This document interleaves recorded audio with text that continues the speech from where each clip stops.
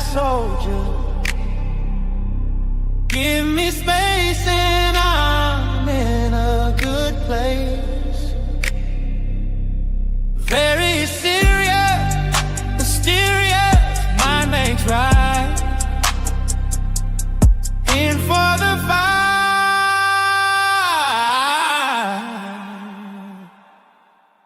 Starlight out on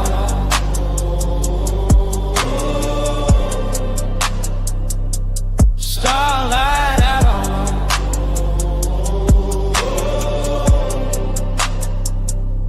starlight out on cosmic soldier. Give me space and I'm in a good place. Very serious, mysterious, I make right. In for the fight.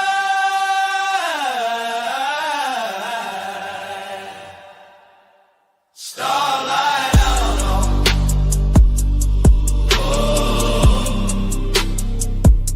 starlight out on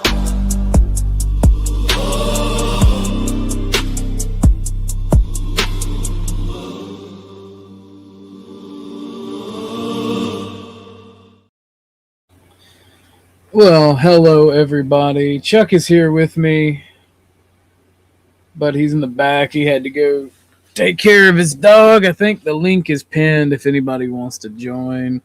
Today is just going to be a chill stream because there's been a lot of fuck shit in the YouTube sphere. And I don't want to deal with much bullshit today. And if it comes, it comes, but I'm not going to encourage it. I do want to talk to Dennison because apparently he had a conversation about me on 10th Man's. What's up, Grid?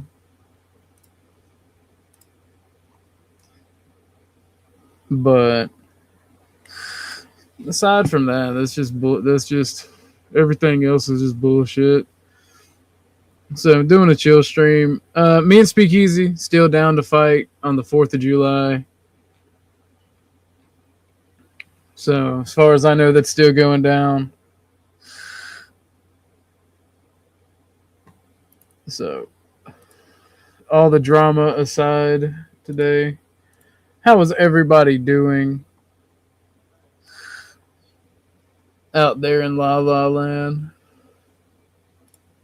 I know one thing. I am very tired. Very tired. Very tired. I didn't know he changed his mind.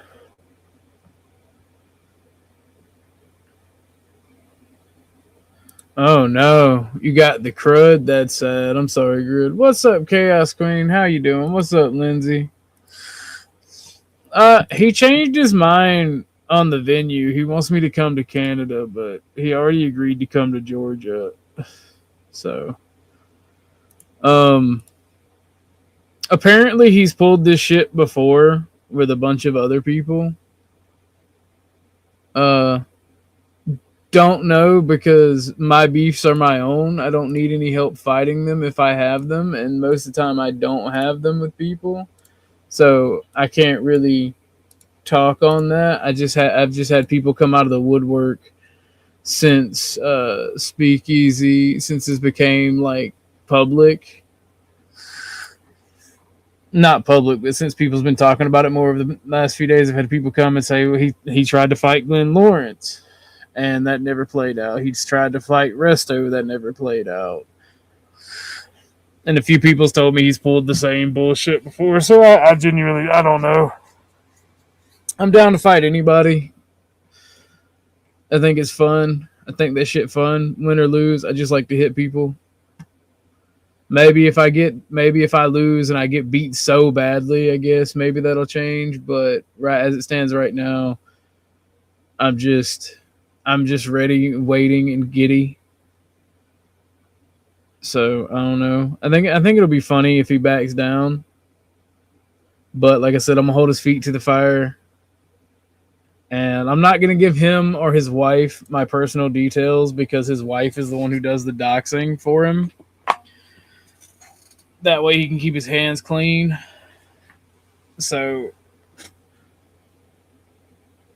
why me plus 3? He's not made that offer. He said he'd reimburse me, and I don't have the money to put that down right now. I'm trying to rebuild a house. The email said he would reimburse me, but he also agreed to come to Georgia. And I'm not gonna waste my time on somebody that's gonna change like that.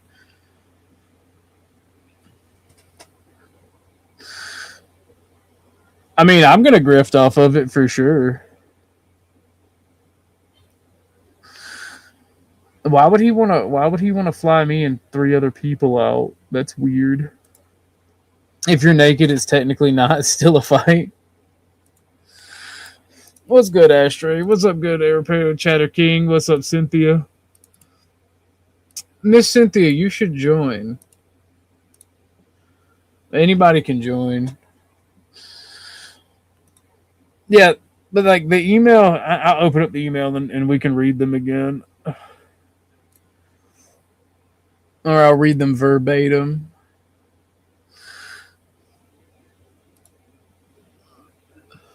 It doesn't make any sense to me. But like I said, he agreed to Georgia, and I think that's where it should take place. I thought somebody else said they wanted to get in on one, but they never replied back.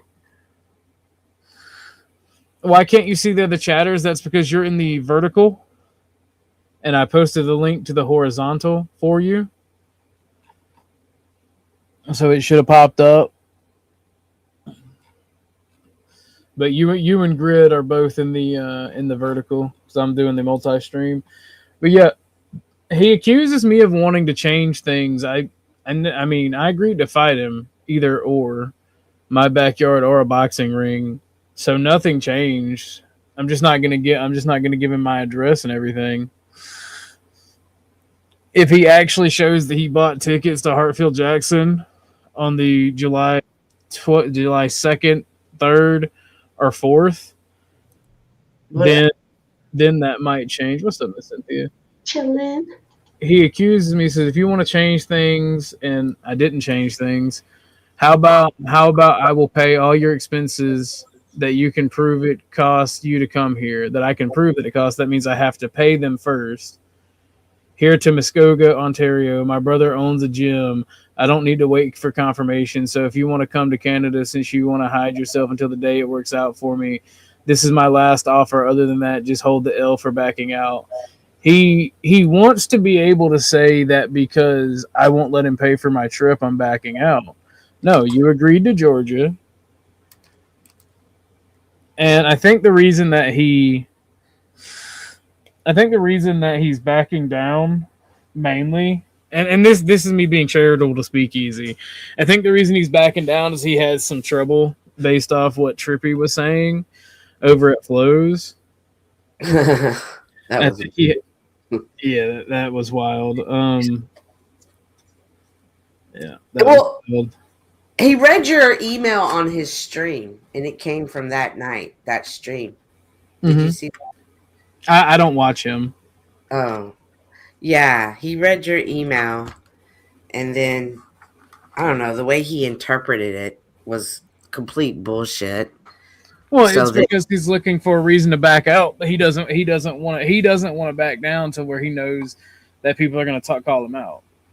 But he's wanted to fight me, Glenn Lawrence, Trippy, Adonis Paul, Resto, and it's never manifested because he's a bitch. I'm trying to be charitable and kind because I want to be a better person. Yeah. And me being charitable to him is assuming the reason he wants to wait until July is because he ran into some visa trouble for overstaying his visa. I don't actually know that. Apparently Lindsay says he wanted to fight Flo too. Everybody wants to fight Flo.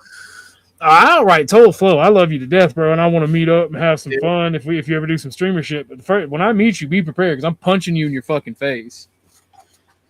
You think you're just gonna get him in the nose or like the eye? I'm gonna see. Here's the thing, right? Mhm. You throw one punch and it's a fight, so you got to be prepared for the follow up. So Gotcha. I mean, and I don't think Flo's a bitch, so of course he's gonna try to hit me back. Oh yeah, yeah, for sure. Oh yeah, So float. like I said, we've joked and laughed about that, and I like Flo. So imagine how much I'm willing to do to somebody I don't like. Indeed. I just say that. I say that mainly because he's mean and calls me gay. Well, Flo has his own certain. Ashton with the Cashapp. Appreciate you, Ashton. Ashton says, "Stay easy, breezy." Thank you, Ashton. I appreciate it, broski. What else you got planned for tonight on your chill stream? Just chilling and talking. I'm hoping Dennison will pop up because he had a conversation. I was told he had a conversation about me at tents. Oh yeah, oh, that guy. What? Just him in general. Dennison or Tent Man? 10th man. Oh. Well, I don't have a problem with Tent. Like I mean I've never hated or disliked Tent. I just don't like his ways. And I think he tries to be the victim, and that's it. That's my only issue with him. Yeah, I don't know. I guess it's just the whole I'm a gay witch, the whole witch part. I'm like, well, that doesn't seem nice. Just seems. Well, it's what he and this is the last I'm gonna say on 10th because 10th I've been reflecting on it and I still haven't made my decision as far as it goes now. 10th is still not allowed up here, so I don't talk shit on people when they're not allowed to come to defend themselves. Gotcha. Then So say no more.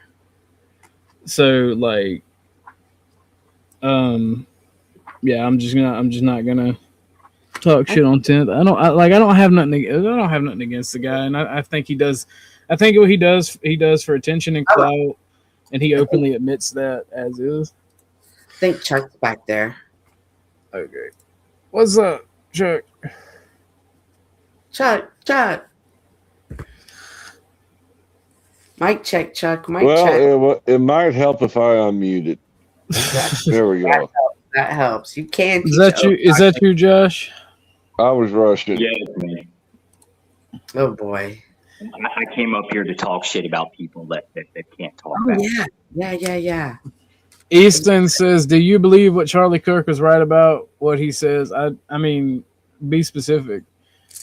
Charlie Kirk was right about some stuff, wrong about some stuff, willingly wrong about other things. Yep. Growling Arachnid says, "Yes, you do." No, I don't. How about that? What's up, Thumping Weevil? How you doing, darling? What's up, Rock Dog? Bro. It's a chill stream. I mean, it can be a wild stream if you want it to be. I don't care. I'm just attempting to have a chill stream. It's Friday night. You know that ain't gonna happen. It's Friday night.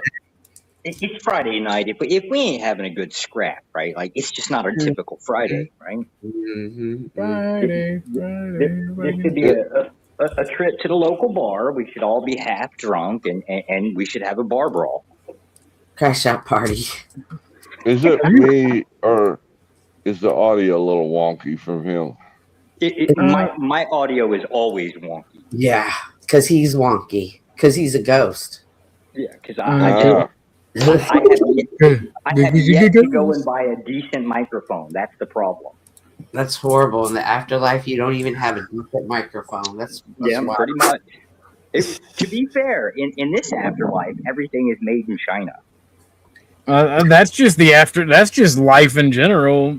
Pre, after, during. I thought I was pretty sure that this was hell. I think it could get worse for sure. I don't know about that. To be honest with you, I don't know. Really? Yeah. About the time I started evaluating shit, right? I don't know. I start getting the feeling that things can't really get much worse. I mean, I don't know. Maybe the Chinese products could disappear and you'd have nothing. Maybe that's worse. Mm. Well, Well, I don't have a decent microphone anyway, so like, I mean, technically, I would be in that worse position. Fair. Fair enough. I also found out that American phones here in Southeast Asia, little wonky, little bit wonky. do you really have to think about that, Josh? It's not that complicated. I can't figure out why that's the case. The network, the cellular network system is all wonky when it comes down to your local phone, probably because they've got some kind of tracking system here. It's just weird. So I found out Bingo. I meant to do something Ooh. yesterday, but there was some stupid shit that was going on all day or for a while yesterday. Well, it wasn't completely stupid. Some things did get aired out. But what did I miss? Well, I obviously the stream. Nothing. It wasn't on stream. Don't worry about it. Anyway, some stupid shit happened almost all day yesterday, or for a while yesterday, and I never got around to it. But apparently, yesterday was my channel birthday from like the first time I posted a video or went live. I saw that. So that's kind of cool. And you didn't stream? Yeah, it was kind of dumb on my part, but I was trying to get that shit fixed. And like I said, there ain't no need in talking about it because it happened private. So is it on a 1 year birthday? Is it 1 year on YouTube, or is it like dogs, like 7 years? 1 year. It's officially 1 year since I started posting videos. My channel, as I believe, is a year older than that. Mm. But they can't. I guess they count it from when you first start promoting. When you first start I think so. creating content. Mm. But it does feel like a fucking 10 years. it feels like it's been a million years. I know. I know that feeling. I'm finally like, there's some things from my personal life I'm starting to heal from, and there's some negative consequences from that because I'm getting my attitude back. Uh-oh. Big guy. And I don't give a fuck anymore either. Uh-huh. And like the more I work out, like I've cut sugar completely almost out. Like the only sugar I intake is like sugar that is like naturally in something that you make or eat. Like I don't drink soda anymore. I think the only thing that I drink with soda is with sugar in it is like Powerades. The hell is wrong with you? Them Do you drink water? Why are you? I drink a shit ton of water. Why are you doing this to yourself? My old lady's putting me through this like 5-day purge bullshit. Because Josh, while I've always been fat, I used to be a fucking unit, and I used to be able to pick up anything, carry anything, and I felt my muscles atrophy. I felt myself becoming more prone to bitch ass nigga syndrome and feelings, and that shit's gay. And sugar is responsible for producing more estrogen as well as being fat. And I miss being able to carry around 350 pounds like it was fucking nothing. I miss being able to break people's fucking teeth. So, I'm genuinely pissed the fuck off. How is it I'm in the reverse position? I don't get it. Like, I'm a scrawny little fucker. I'm like 3 days into this little purge, right? And now I'm a moody little bitch, right? Like, I come home and cry like you're always a moody little woman. Oh, man, I come home, I want my coffee. Do I get my coffee? Fuck no. Why? Because you can drink coffee. You can drink coffee without sugar. I've always seen sugar as the enemy, but I've always had a sweet tooth. So it's kind of been a scale. Like I make a gallon of tea. I put 1 cup of sugar in it. But then over the course of 2 days, I'll drink that whole fucking gallon myself. I'm in one of those like weird chemical purges, right? So ain't no coffee. That's chemical. You can super chat, Lindsay. I'm monetized. If you're talking to me, I don't know how the hell you're doing because like I feel like I have less energy. Which I feel like I have more, but that's because I've always had a protein high diet. That could be the case, right? Like there's nothing much but dog meat. Oh no, my gut feels like it's shrinking. My muscles are already coming back. Like they're thick as fuck, especially in the arms. And like the only problem that I can't get over is the sleep, because I'm crashing out on the floor and I sleep so much. Jesus Christ! What up, Ike? Shout out. Thank you, Ike. Keep it up, OG. Happy anniversary. Here is an eggplants. And let's get some eggplants for Ike. Do not get that white man some eggplants, right? Like, because this fucker's like rocking both sides of the world. I've seen his old lady. She's fucking cute as shit. Like, she's cute. Thank you for dropping by, Ike. Ike is a very busy man. Let's get some eggplants for Ike. Let's say thank you for Ike. Appreciate you. A 12-incher. With that white privilege. Yes, you may.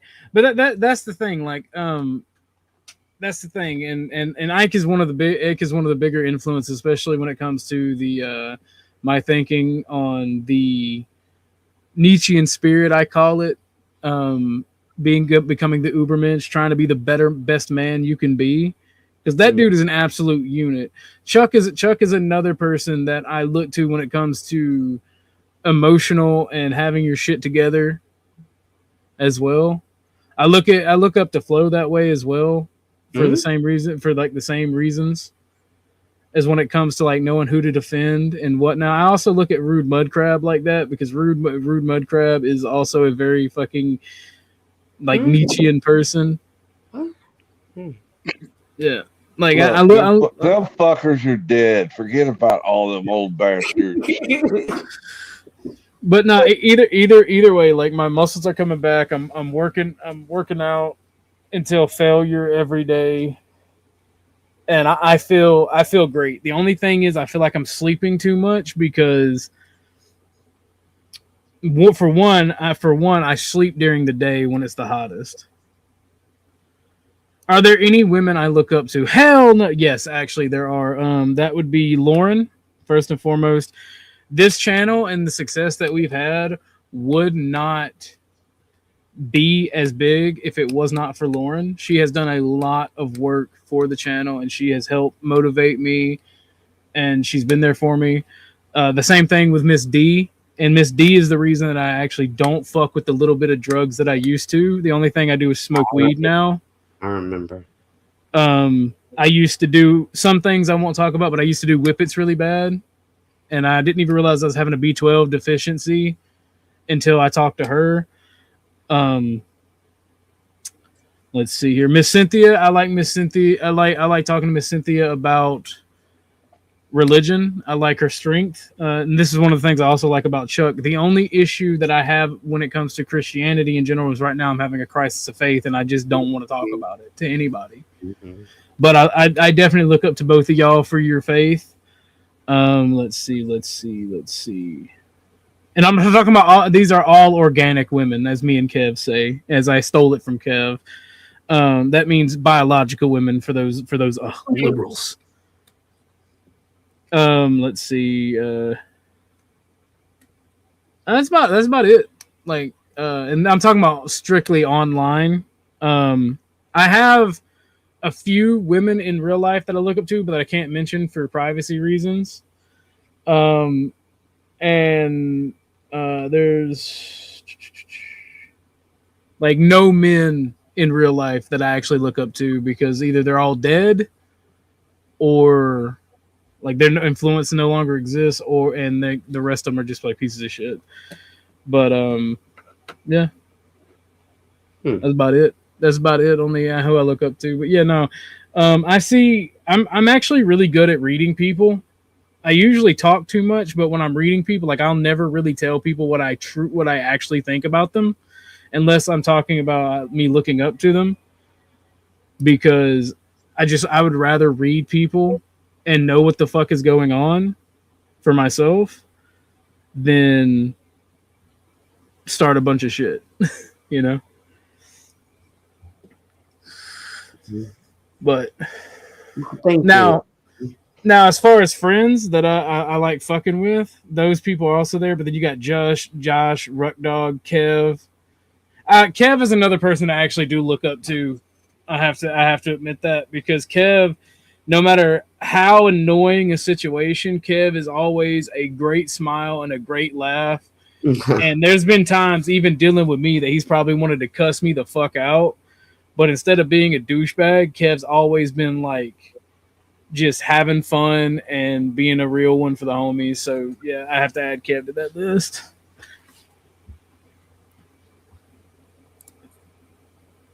You genuinely, Ashton, you remind me a lot of my cousin with the same name, right? I believe there's a lot of power in names.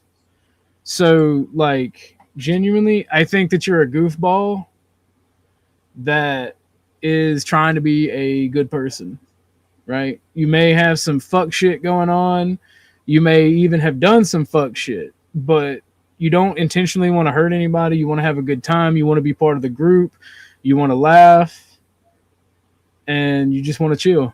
That's how I think so far.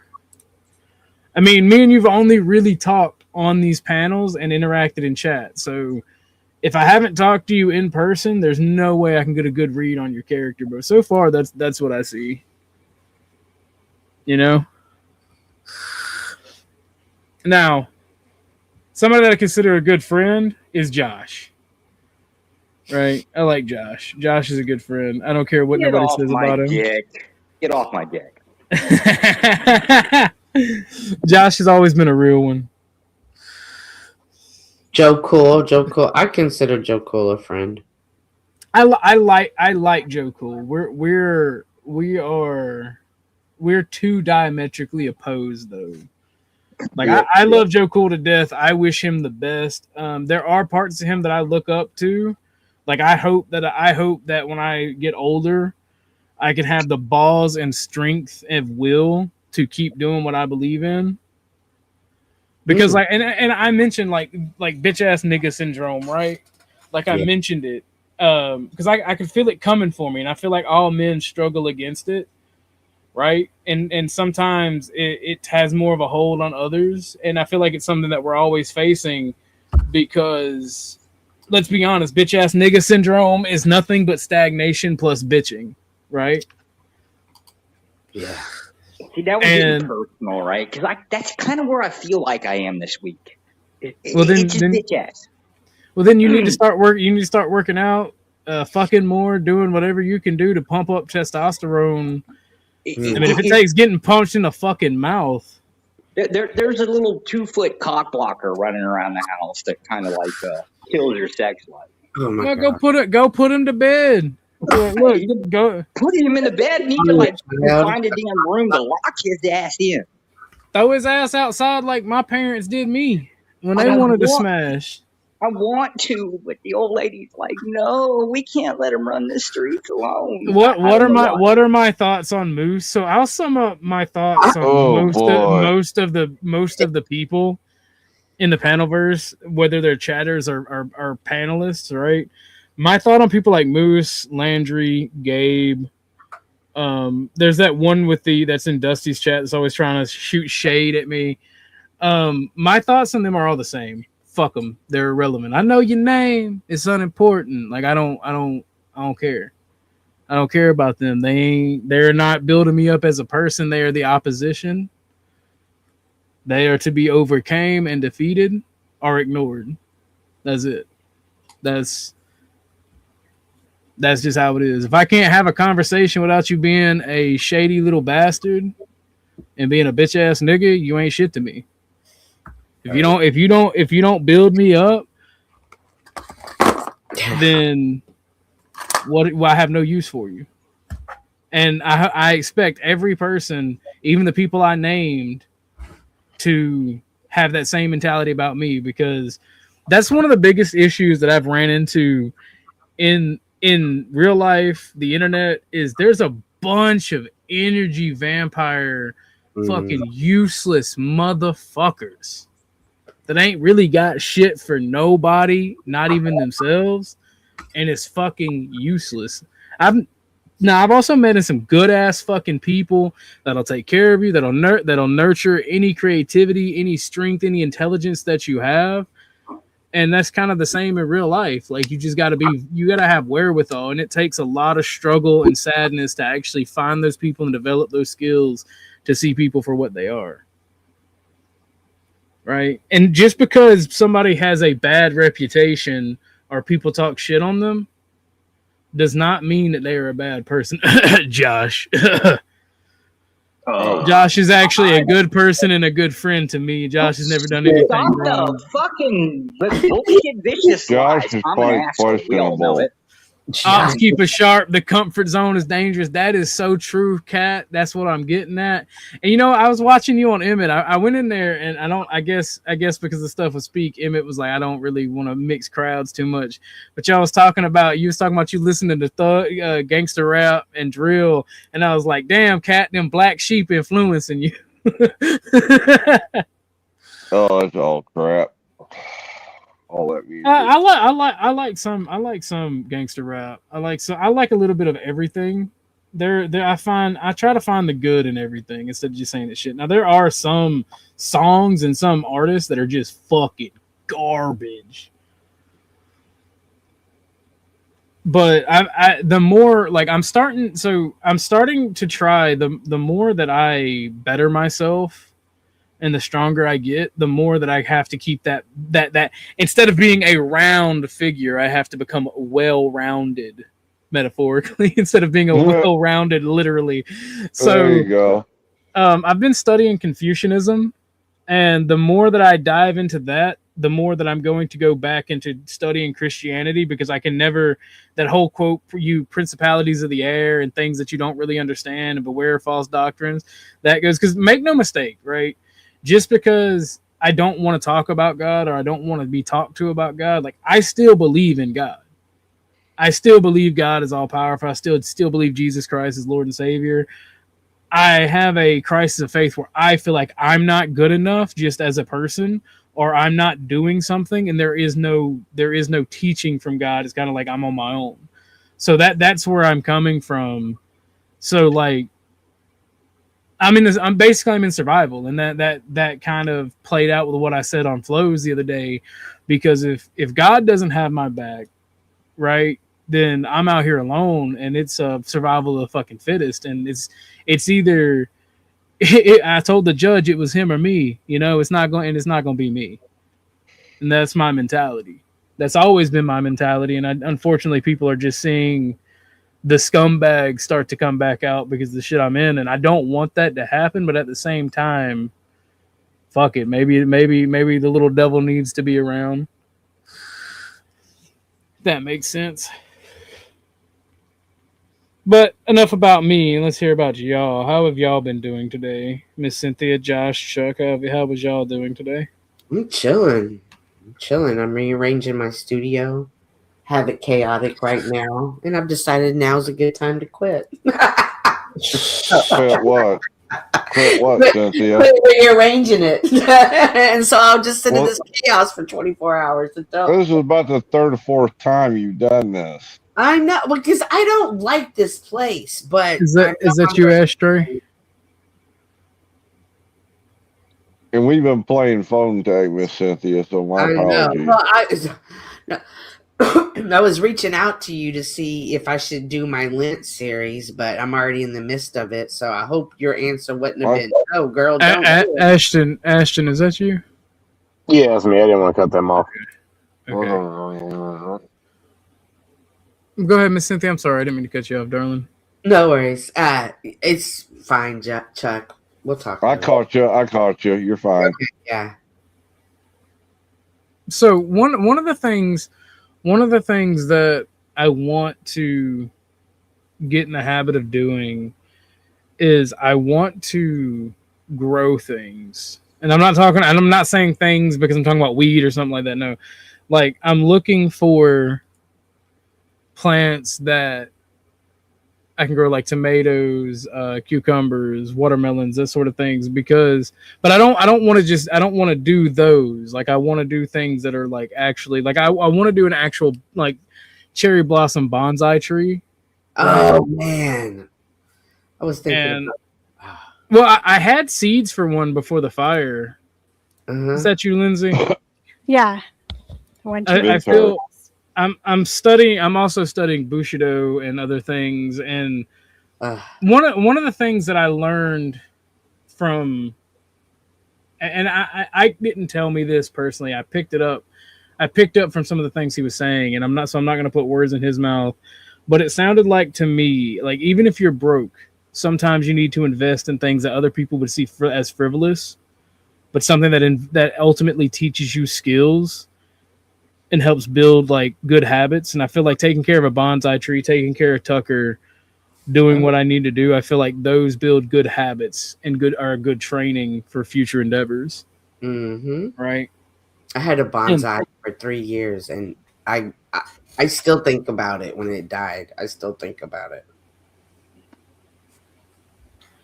Well, the thing is, like, I'm gonna plant it in what is my old front yard. And because the water and everything shut off, like I have to do more to take care of the stuff that I plant over there until the rebuild happens and I can get everything cut back on. But I feel like it'd be a good training exercise. Oh shit, we got a newcomer, but he's been in the chat. Is that you, Craig Baby? Yes, sir, that is.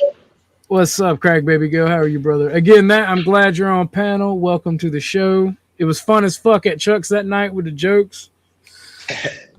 Yeah, Go ahead, I've been running on everybody's channel lately. Just let my face be known. Well, it's good to have you. Good to have new people entering the panel verse. It is awesome. And this dude is one of the funniest. We were cracking uncouth racial jokes, and somebody said something about how does every white guy begin telling a racist joke by looking over his shoulder. And Crack Baby was in chat like, I got you, surprise, black guy. And I'm like, that is fucking funny. Hey, OG, I just came up to say happy belated birthday for your channel. Well, thank you, Ashton. What's up, God's favorite ant? How are you? I see you're over there in the vertical. There should be a link to the horizontal if you want to join chat. If you're not seeing chatters. But I'm going to say this one thing, and I won't say no more, OG. And you can hate me if you want. God doesn't leave us; we leave God. Amen, Chuck. Yes. Exactly. I want to believe that. Ooh. I want to believe that, but there are several passages in the Bible that say otherwise. Fuck, That's I'm why not even talking about the Bible.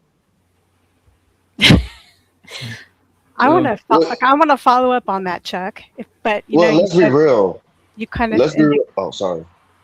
You kind of indicated that you don't want to talk about it anymore.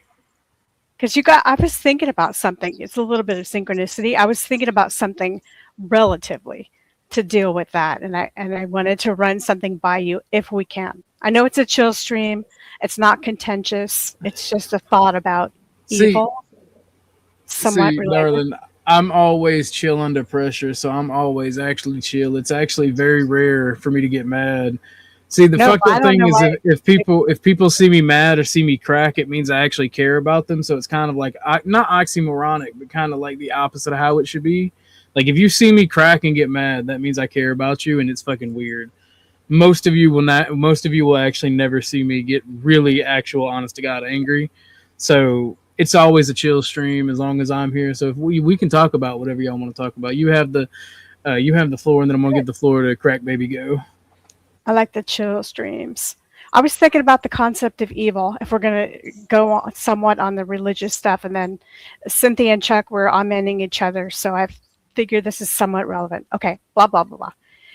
I was thinking that we use the concept of evil. We almost anthropomorphize it. In fact, we do. I guess we turn it into a devil or a fallen angel or to some kind of solid tangent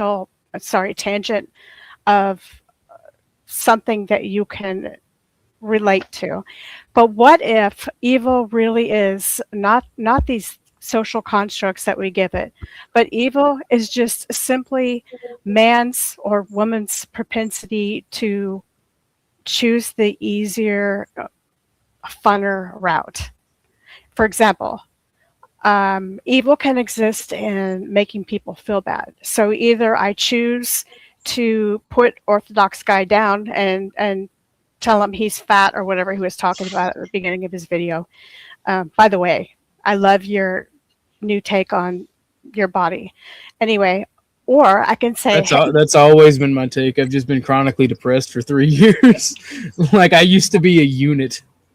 Or I can, I can try to get you down or make you feel bad somehow. Or I can just simply remain silent or only give you a compliment when it's sincere and not spread that hatred around. So what if you could just think of the concept of evil as spreading that hatred around, giving into it, not resisting that impulse to hurt somebody? I'll answer that. Give me 1 second. Hello, Miss Snow. How are you doing today? Beautiful. But so Lindsay, that actually is a part of evil, right? So you have the spirit of evil or the energy of evil, and that would be the energy of evil. It'd be the putting people down, the trying to make yourself feel better by making other people feel worse type shit, right? Why do you need the spirit of evil? Why do you need that?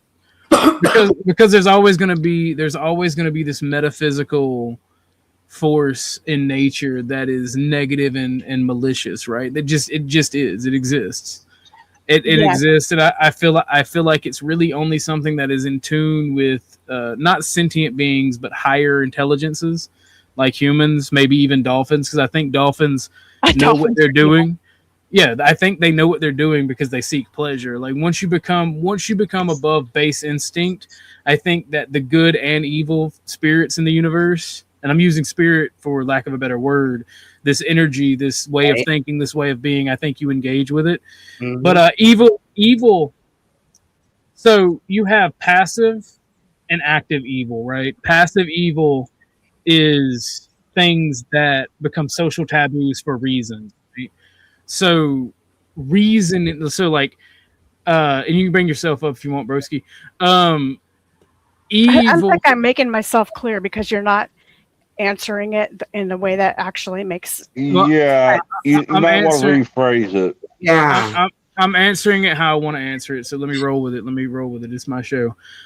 Passive evil are things that you do that are like bad. They become social taboos, right? Like having a bunch of sex out of wedlock, right? Why is that bad? Well, you pass diseases, you hurt people mentally, and then you have active evil, which are things that are unequivocally evil. Child trafficking, murder, theft, those things. So the thing is, like, evil will always be around us.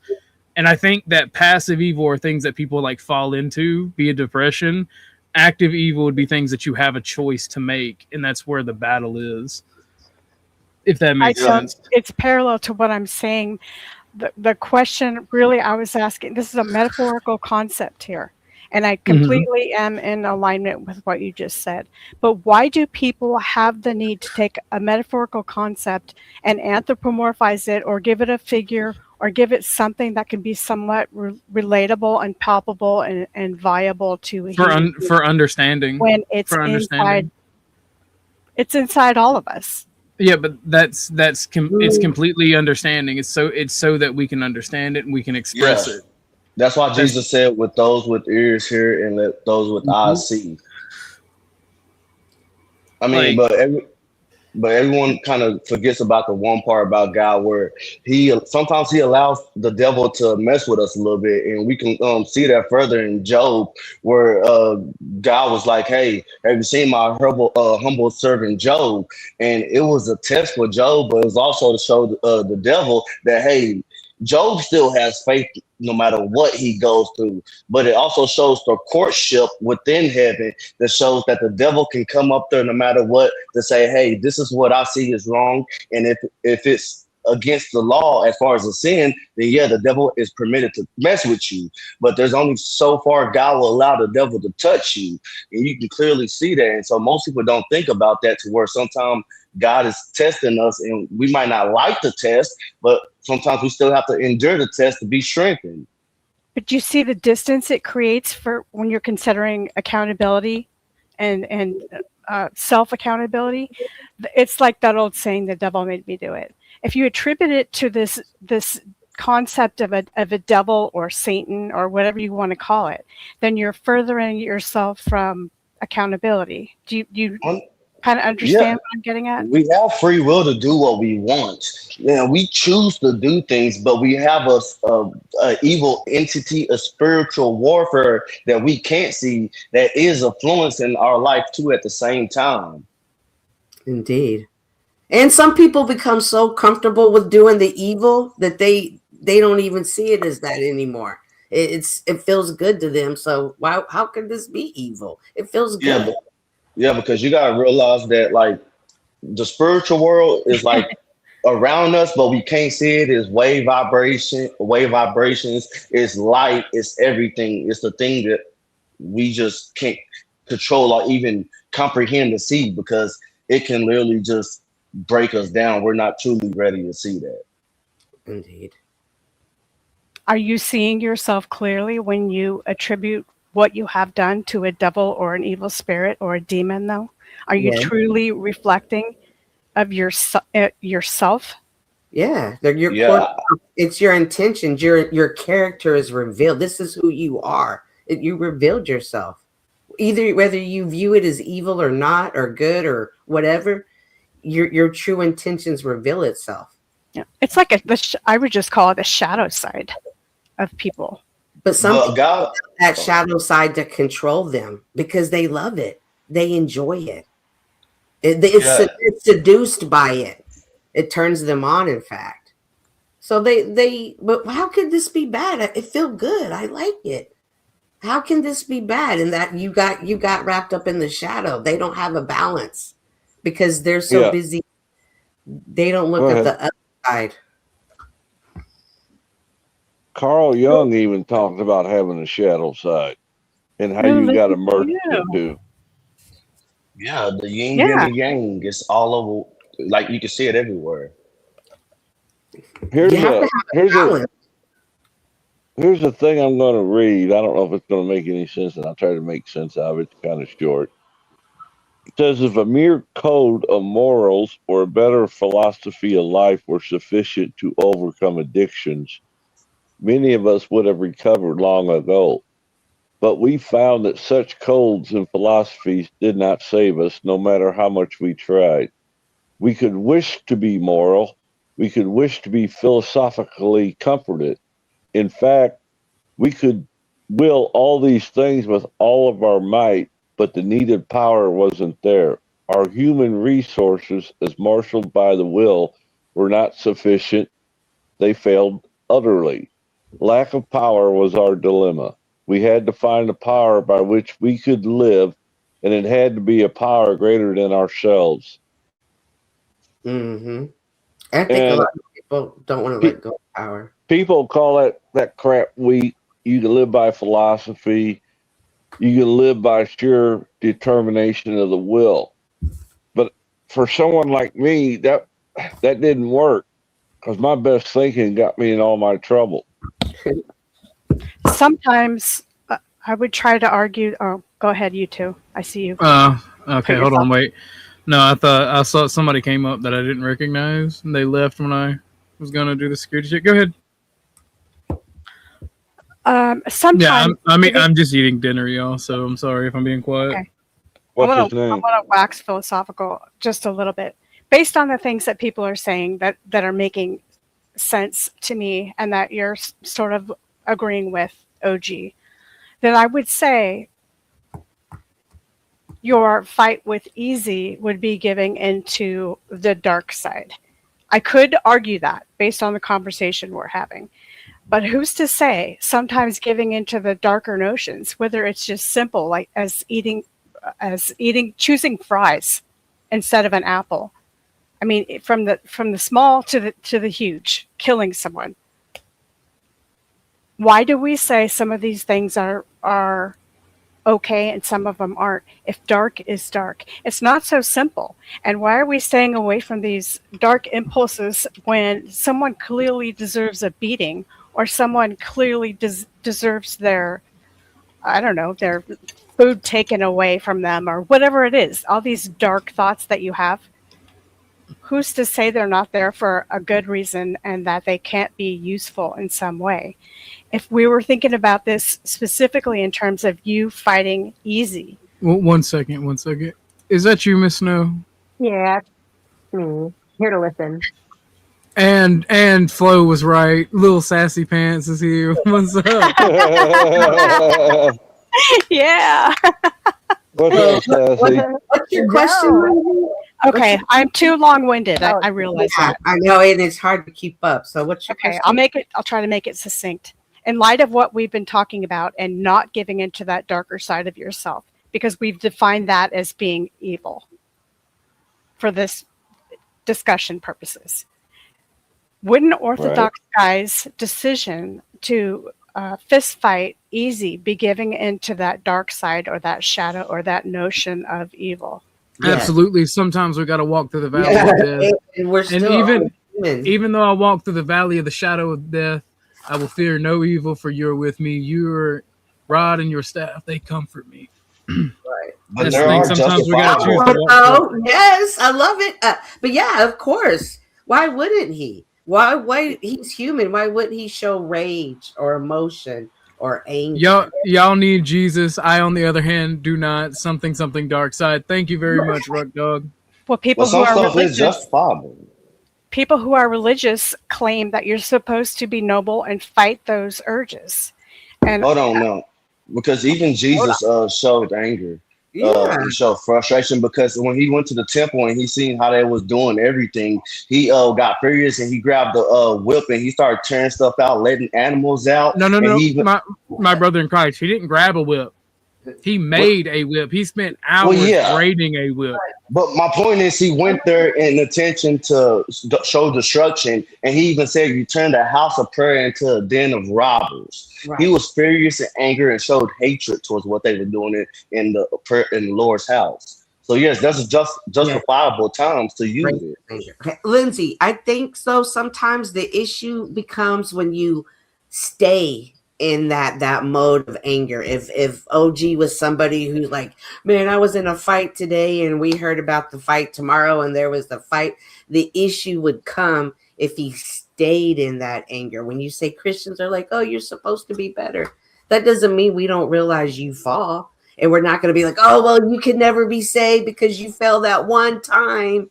But it's not actually a criticism of Orthodox, because what I'm trying to, the point of, specifically, I just made that example because he's talking about the fights and stuff. I think like for what Cynthia was just saying, I'm sorry, like lasering in on like hate, right? Is that what you're saying? Like lasering in on something and then that's all you focus on? No, not really, but it can be related to that. So go ahead. Okay. Well, no. That's going off of what Cynthia said. Well, real quick, if I could interject, because I agree with Crack Baby Go in that when Jesus went to the temple, he wasn't doing it out of hate. He was doing it out of love. And sometimes you have to use that, quote, power to overpower the hate. And sometimes that looks strange, but it is an equalization in the material world of bringing that physical force to show that power, even though it looks like hate. Do you see the underlining theme here? Is one of them is justification, and that we justify our actions according conveniently. We relate to the Bible when convenient, and to make it it's like a confirmation bias, sort of to make it meet our needs. So how are we supposed to be righteous and just and better? Because people like that "be better" phrase. If we justify all of these actions all the time, any one of us can justify it. It's just narrative. I would watch that. Well, and I would watch justifying your own anger at other people that express themselves in other ways than you're used to. Just because I don't get up here and cupcake with motherfuckers doesn't mean I don't love them. Right. Just because. Go ahead, my bad, Opera. I would prefer cupcakes over love, for the record. What were you going to say? And that's a preference. And so when other people come up with other points of view, then, ladies and gentlemen, one at a time. El Perro has the floor. I'm going to go after that to answer Lindsay, Snow, and El Perro. You go ahead and finish what you were saying, El Perro. And so, And so again, just like with the level of love that Jesus showed in the square, the level of love doesn't have to be presented that same way from the origin. Just because I don't speak cupcake doesn't mean I don't love you. Because I speak so bluntly and boldly is my way of showing you love. I don't know any other way to do it. So basically, the way I see it is we're all living a Luciferian existence, right? Do as thy will, because that's kind of how nature goes. Do what you need to do whatever. Not as I do. The thing is we have a justification for anything, good or bad.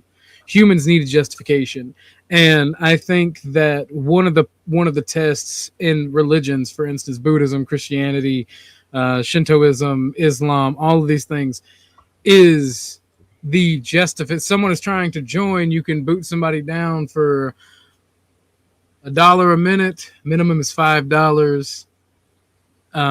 Thank you very much. Well, I guess we have a space open. Thank you for that. But I think that humans are justifying to themselves the things that their emotions and the things that they don't understand, and they're looking for permission. Instead of looking for permission, I think that we should do what we need to do and live our lives, right? Because I think a lot of people, especially religious people, they put a lot of thought into what's a sin and what's not a sin, when in the grand scheme of things, it's largely irrelevant. We know. I want in. Wait, what? Hey, let me finish. I'm listening. When things are largely irrelevant, right? If you have to steal to survive, right? If you're hungry and your child's hungry and you steal, yeah, okay, thou shalt not steal is in the 10 Commandments. But don't you have a duty to your children to take care of them? And this is a hypothetical, obviously, because you can always go and find work, but in the moment, right? I think that's largely irrelevant whenever we have corporations that have stealed, murdered, and killed to get where they're at. They've ripped people off. They've destroyed these things. The thing is, in our society, religion, philosophy, and I say that for the atheists because it's just as true as for religious folks. Philosophy, religion, all of these morals and morality is used against us, against our base selves, against our families, and we sit down and we fucking take it and we listen. Meanwhile, our country is ran by pedophiles. Corporations destroy all the opportunities we have, and they sell us out to the highest fucking bidder.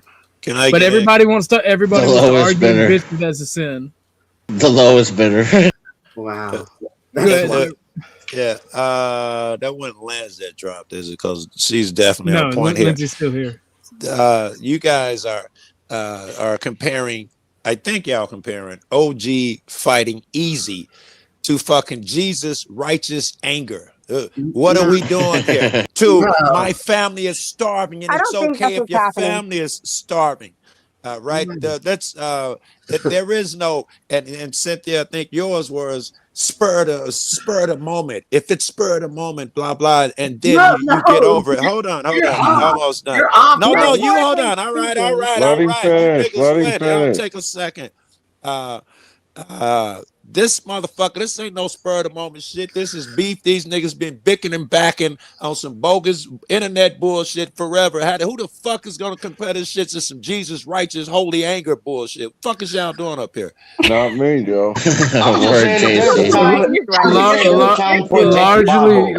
Largely speaking, I don't give a fuck what anyone compares it to. I don't like the nigga and will fight him. Your morality, your philosophy, any of your religion means very little shit to me for right now.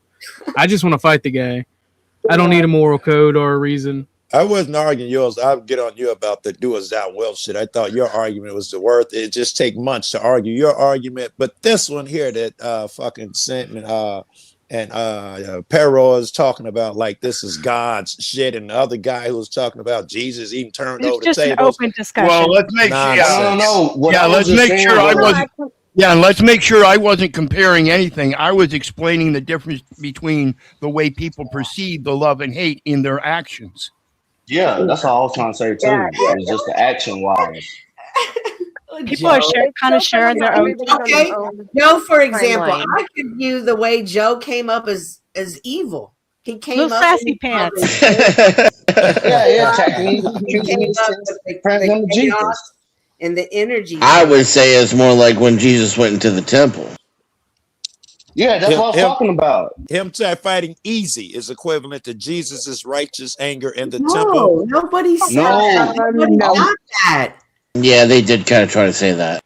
Well, I was saying that there might be. And then, like you said, the whim and the spur of the moment, they also suggested, well, it's not evil if you just do it for a little while. Yes, indeed. If you get your evil done real quick and then you don't do it again for a little bit, then you're good. All right. I was saying that sometimes it's justifiable. That's this moment. We have the moment. We were talking about a specific moment, right? And when a motherfucker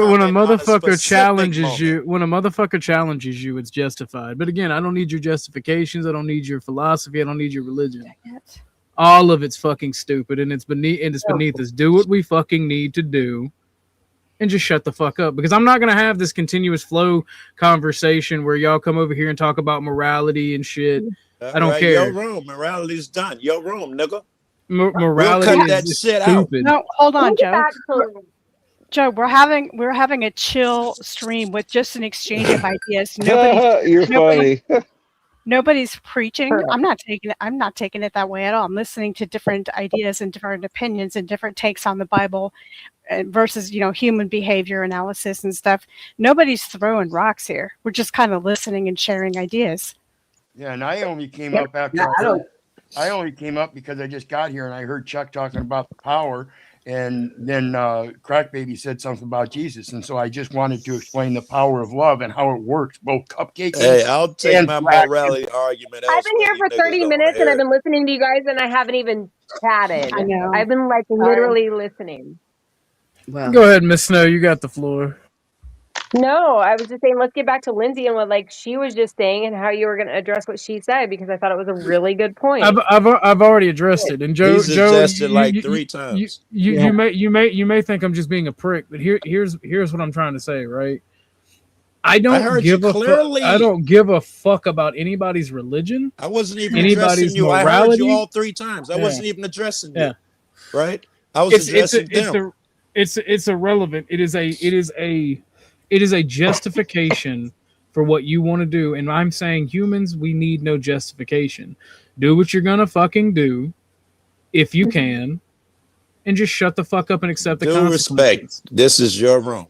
All due respect. I understood. You don't have to keep interrupting to say the same shit verbatim. You're not the only one. You're not the only one I'm talking to. There's 8 other people or 7 other people up here. I know. I'm trying to ask these niggas about their morality angle, and you keep hopping. Some say I'm a dreamer. Yeah. Well, he just said he didn't want to talk about morality. We were just talking about love and hate. I'm not the only one. He told Lindsay, let's address Lindsay's shit. And Lindsay's shit was morality and Christian shit, which is morality. Okay, so I'm 14 years old. Some guy comes up to me with a shovel and smacks me upside the head. Do I? Yeah, because that's equivalent. Do I turn the other cheek and let him smack me upside again, or do I take that shovel and smack him upside the head? You take that shovel and you drive it through him. I have an alternative. Wait, no. Not only that, I'm going to flip that on its head. Not only do you not turn the other cheek, if you see someone coming at you with a weapon with malicious intent in their eyes, you either pick something up and smack them in the fucking throat with it, or you run it through them. That's the problem with morality arguments. We are fucking animals. Death is a part of reality. Yeah. Joe, will you please give me your ear for a second? Because you weren't here at the beginning when I came in and I said this concept of evil. Why do we need an anthropomorphic figure like a devil or a fallen angel or something to represent what this metaphorical concept is? And when we talked about that, we discovered that morality came into the picture. I didn't mean to make for this to all be about morality. I said, if you want to define evil, my definition does not necessarily match yours. I think it's in each one of us. I think it's the Jungian concept of the shadow. I think evil simply is the agency we have to choose the wrong thing because it's easy or it feels good or it's rewarded. It's for some other kind of superficial reason. Still works with my argument, Lance. Still works. We choose evil. One second. I'm not huffing and puffing and getting up. This is not an argument. Getting on my high horse telling people what to do. No one is here. We're just sharing. Well, I'm not accusing you of that. You simply told. I'm looking for the reason for your being upset or angry. I don't think I'm upset. Because you niggas gaslight me. One, you literally said, I thought you Christians to Cynthia. And then when I say Christian shit, no one's talking about Christian shit. You literally said that. That's why I feel like you niggas trying to gaslight me. And then the other argument is, well, like he just used again, if someone's rushing you and attacking you, I'm sorry you're sensitive about that word, man. Not really though. Joe, hold on. You're being a dick. I think you are intelligent. I think you're great. I'm glad you're here. Let's just have a discussion without offending each other. This is a discussion. Didn't she just tell me about my check my word usage? And you didn't say shit. She talking about, now we niggas. All right, I'm not gonna fight with you.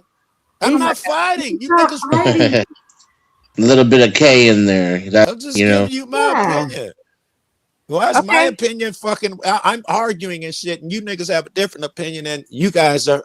We're calm about it, Joe. I'm calm. I think my argument holds. Right? You're comparing it. The second part of what I was saying is when they use analogies, they use it like a motherfucker rushing you with a shovel or a gun. I think that's a false. They use it as a cudgel. Used intentionally on this panel right now. Go ahead. Yeah, no, I agree with Joe. It's used as a cudgel to make a point, but it's done very nastily and without finesse. I said it was. What do you mean, like a cudgel? What? That's why I said a cudgel, Denison. I said it was a quote. I noticed that you did. Okay, what, Lindsay? Go ahead. Just go ahead. I'm talking too much. Joe, I was just making the point that you're human. Like, if somebody comes up and hits you on the side of the head with the shovel, of course your human reaction is going to be to hit them back, obviously.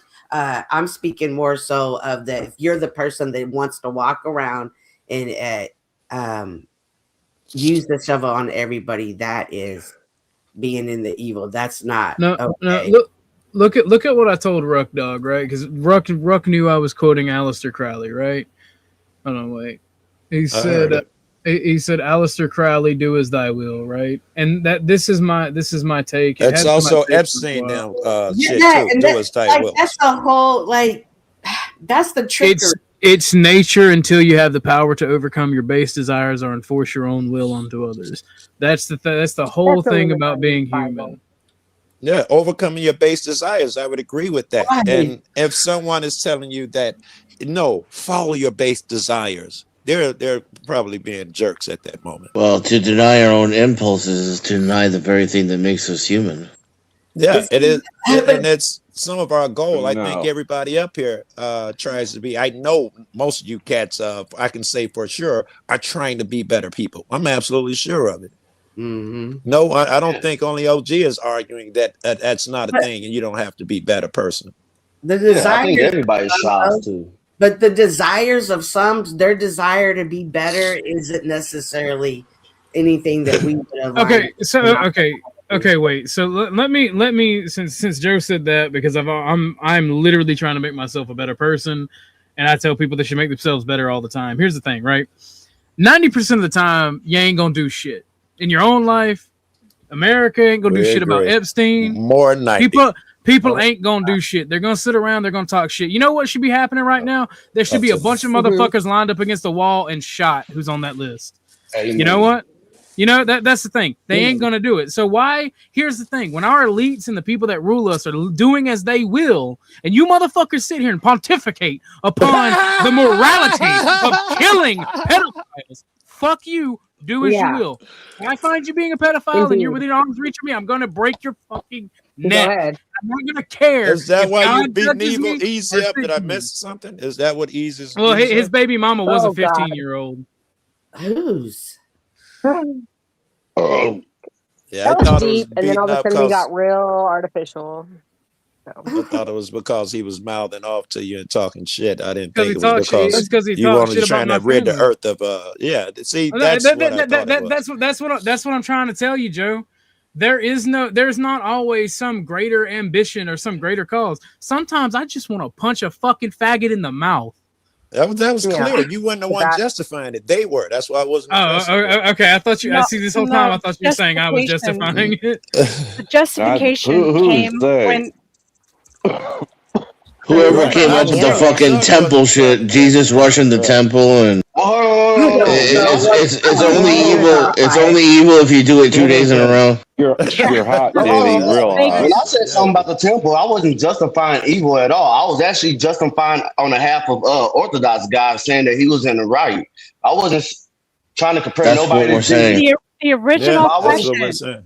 What you guys are fighting over is that I used the example of Orthodox fighting with Easy as an example potentially of something that could be, thought of as giving into your dark side. And then I justified your dark side or this concept of evil by saying that there are some cases in which it could be handy, necessary, perfectly understandable, whatever. We so agree. that's where the justification came in from. In those times when they sorry. Go. And then somebody made the example, they took it from orthodox and Easy fighting to, killing somebody or killing pedos. And now we're just coming up with all these random examples of why morality and what is evil and what isn't, and what is justified and what is okay.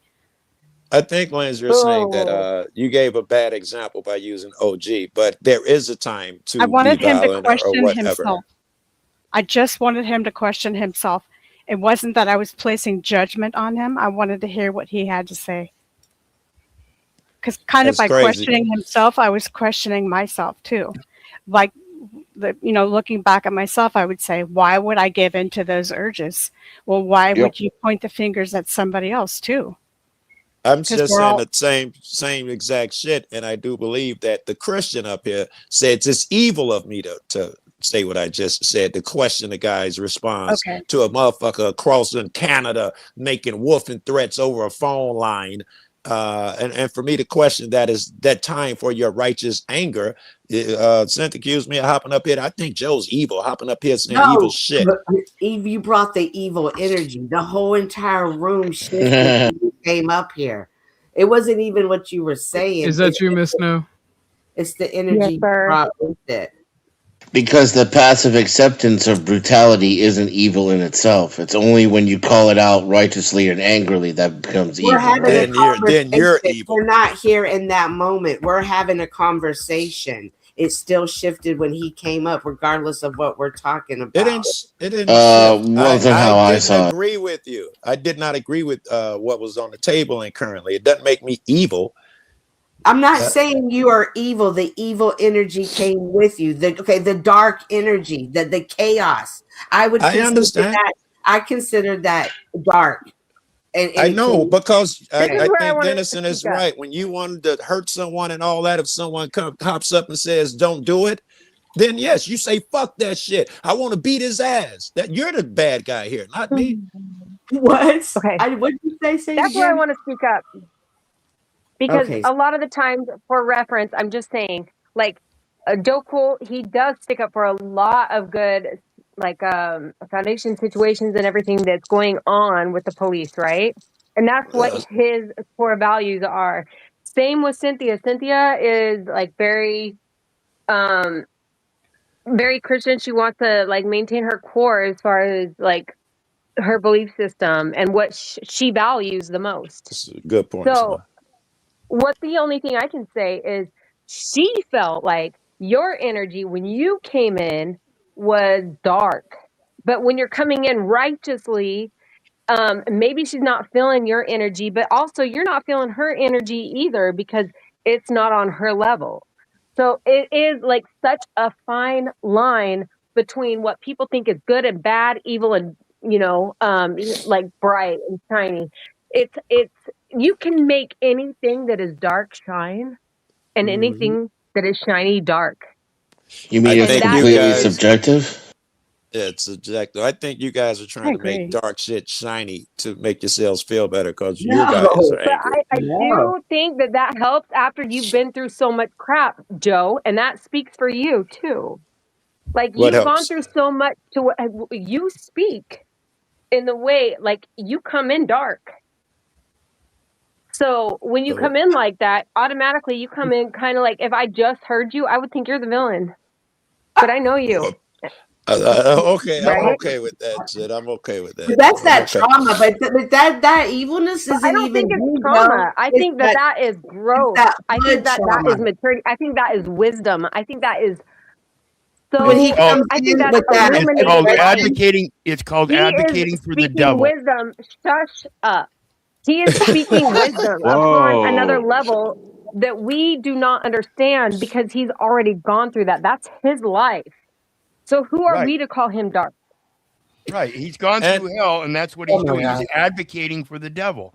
It's a great thing to do. It's like steel manning instead of straw manning. You can walk a guy off a cliff with his own ideas by doing the same thing.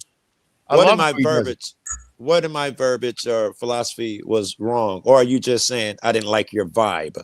Was there something I said that Oh, you I thought love your was vibe. wrong? Don't get that twisted. Thank you. Don't get me horny and shit. No, stop it. Every single time. I don't care what it is. Pero, we're talking about shining up good things. Are you saying that what I was saying was evil?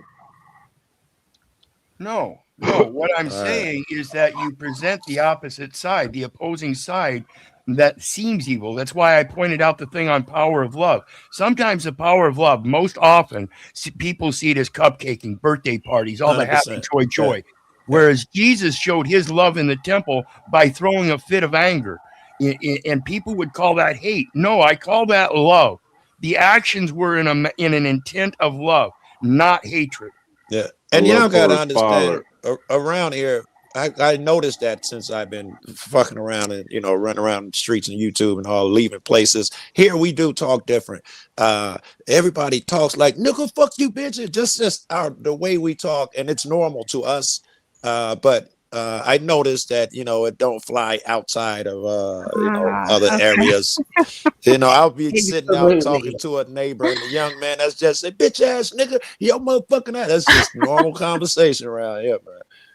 Whether you need Maybe to that's move. where I'm autistic. Well, I don't think so. I'm in the right spot, Chuck. You should not. You should change your environment, don't and change yourself, change your It environment. was a joke, Joe. It was Oh, a joke. oh my God.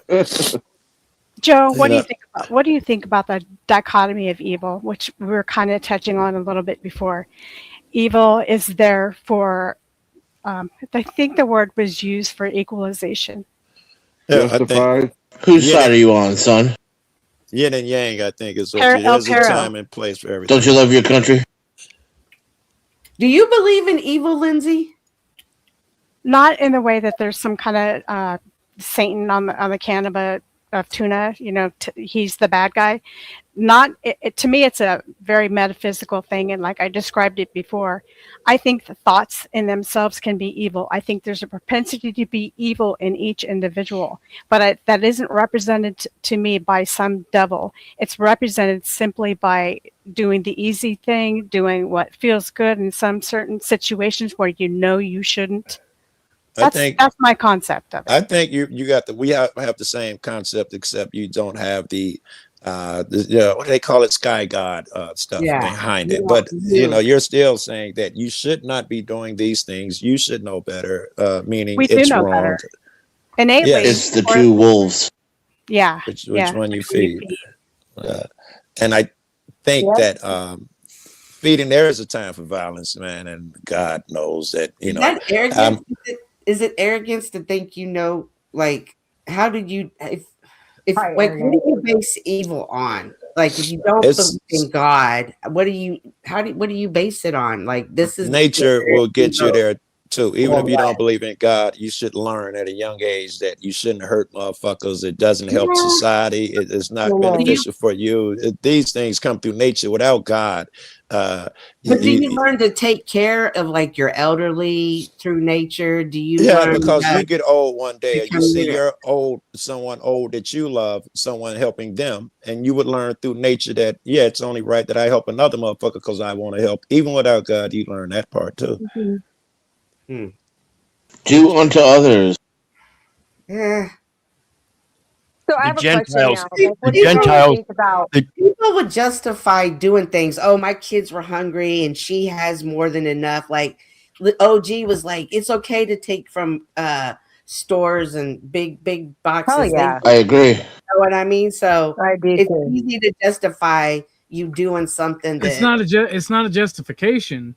Here's the problem with Christians right now, right? It's not a justification, Miss Cynthia. The simple fact of the matter is, we Christians, we try our best to live to certain fucking rules that get us fucking slaughtered, get us fucking abused, da. We literally cannot have fucking families in a traditional sense because of the corporatization of America. And Fight back or just let it happen. And King James Version Romans 2:14 tells us, and this is the thing that I think Joe is expressing when he talks about the nature of things. For when the Gentiles, which have not the law, do by the nature things contained in the law, these having not the law are a law unto themselves. In other words, they're agreeing with the nature and the law, because that's what the law is derived on, is your own nature. We agree, Para. well, the law of the nature, but they're fulfilling the righteous law. And that whole entire chapter goes on to say that they fulfilled the righteousness of being righteous before they knew the law of righteousness. It was on them. But now people up here, and I'm just speaking in general, are like, but no, they've been doing this for so long. It's okay for us to do it to them now. Yes. And Christians who keep, it's time for us not to get abused anymore. And that completely goes against the righteousness of the Lord, which that chapter happens to be discussing and happens to be my Bible study this year. We're only in 4. We're only in 4. So if you want to have more conversations, we can live. Maybe you should ask yourself. Snow, turn up your voice. Maybe you should ask yourself: Is it righteous? Is it the Lord's righteousness, or is it self-righteousness? Because there is nothing righteous about willingly getting beaten down because you refuse to fight because you think you'll be a better fucking person for it. I don't think no one's suggesting that at all. I think you're giving a false equivalency because it's easier that way. How about we give a better analogy? How is it a false equivalency? I'm about to say how, because really ain't nobody, you're like, if someone's about to fight you and all of that. That's not really the case. That nigga's in Canada. No one thinks that he's about to buy a ticket and come over. Those aren't really things. This is a nigga woofing on the phone before the internet. I don't give a it's so not let's even, say that. Is it okay to kill shit ain't even that big of a fucking deal? Is it okay to beat a nigga when he woofing on the phone from Canada? Is what we should be asking ourselves. Because that's what's happening.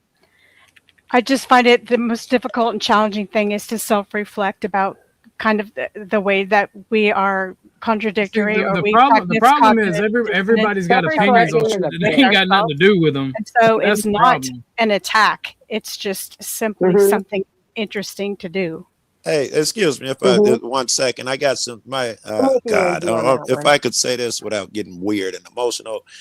Someone just texted me watching the stream. I did have a bad day today. My brother's cancer returned. It was clear 4 days ago. Now it's back massive. Lord. It's fucking hard day today. And maybe I'm angry about that. I'd had a very hard day. I wonder if that's what I felt when you came Joe, up. you got his first name, Joe? Yep. Joe. Yeah, that's my real name. No. His. Your brother. Samuel. Okay, thank you. That's all I need. He's the one in the wheelchair? Well, we had him in a wheelchair once, and he bled to death. He just had his leg cut off, and it's he's not in a wheelchair. He ain't been standing up in a long time. Okay. It's just trying to keep track. I'm sorry. And it's I okay. hate And to- I'm sorry. And we will definitely we will lift him up in prayer. If you want us to right now, you let me know. I well, separately, not right now, but Okay. yes, I appreciate that. I got a lot of That's friends why I who asked called for me, the asked me name. that. I appreciate it. Absolutely. Yeah. Now, can I read this? Sorry, I know Joe. y'all are tired of me reading. I know you love him. I I would do. hate if It's that my- happened to my sister. Let's try this sermon for us. Yep. The first thing apparent was that the world and its people were often quite wrong. To conclude that others were wrong was as far as most of us ever get. The usual outcome was that people continued to wrong us and we stayed mad. Sometimes it was remorse, and then we were sore at ourselves. But the more we fought and tried to have it our own way, the worse things got. As in war, the victor only seemed to win. Our moments of triumph were short lived. It is plain that a life which includes deep resentment or anger leads only to futility and unhappiness. To the precise extent that we permit these, do we squander the hours that might have been worthwhile. But with us, I whose love you, hope Chuck. is the maintenance and the growth of spiritual experience, this business of resentment and anger and fear is infinitely grave. We found that it is fatal, for when harboring such feelings, we shut ourselves off from the sunlight of the spirit. The insanity returns and we do stupid things again. Praise And God. with us, it leads us to death. If we were to live, we had to be free of anger. The grouch and the brainstorm were not for us. They may be dubious luxury of normal men, but for us, these things are poison. You have That's love you. Thank you. That's You have something to- I try to do so I don't put that video machine in my head where Very somebody Clip that. Clip I that. use a wrong. good. Yeah, I got it clipped in my head. He said that before, and that video starts replaying in your head. I ain't Yes, forgot I'm gonna sir. that. cry. You do I think not it's let snap that and video snap. play. Chuck, question, sincere question. If you have to be free of something that is absolutely a natural emotion, how do you go about that? You said To me, I free. get out on my knees and ask for help. Mm-hmm. Is how I do it because I tried to do it by myself and I realized that my willpower, there's something bigger in this universe than me. That much I do know. So and the I need, only way is through God. Is that what you're saying? I'm not saying God. I asked you, is that what you're saying? Through a power greater than myself. Okay. Yeah, they is how I do specifically it. they specifically There's a hack don't for that. name That's God. God. And there's an old adage we all know: two heads are better than one.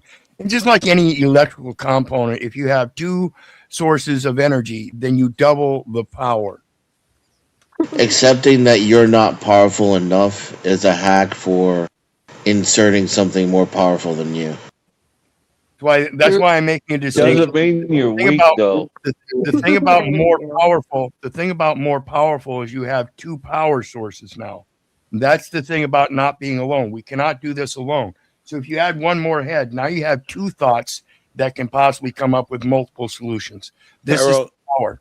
Do you agree, Perro? Because this is my belief that I can do one thing alone, you can do one, but when me and you come together, especially in the name of something good, it doesn't double by two, it quadruples, right? It's more than two people could do what you come up with. Right? It goes to that thing about the fish. You give a man a fish, you feed him for a day.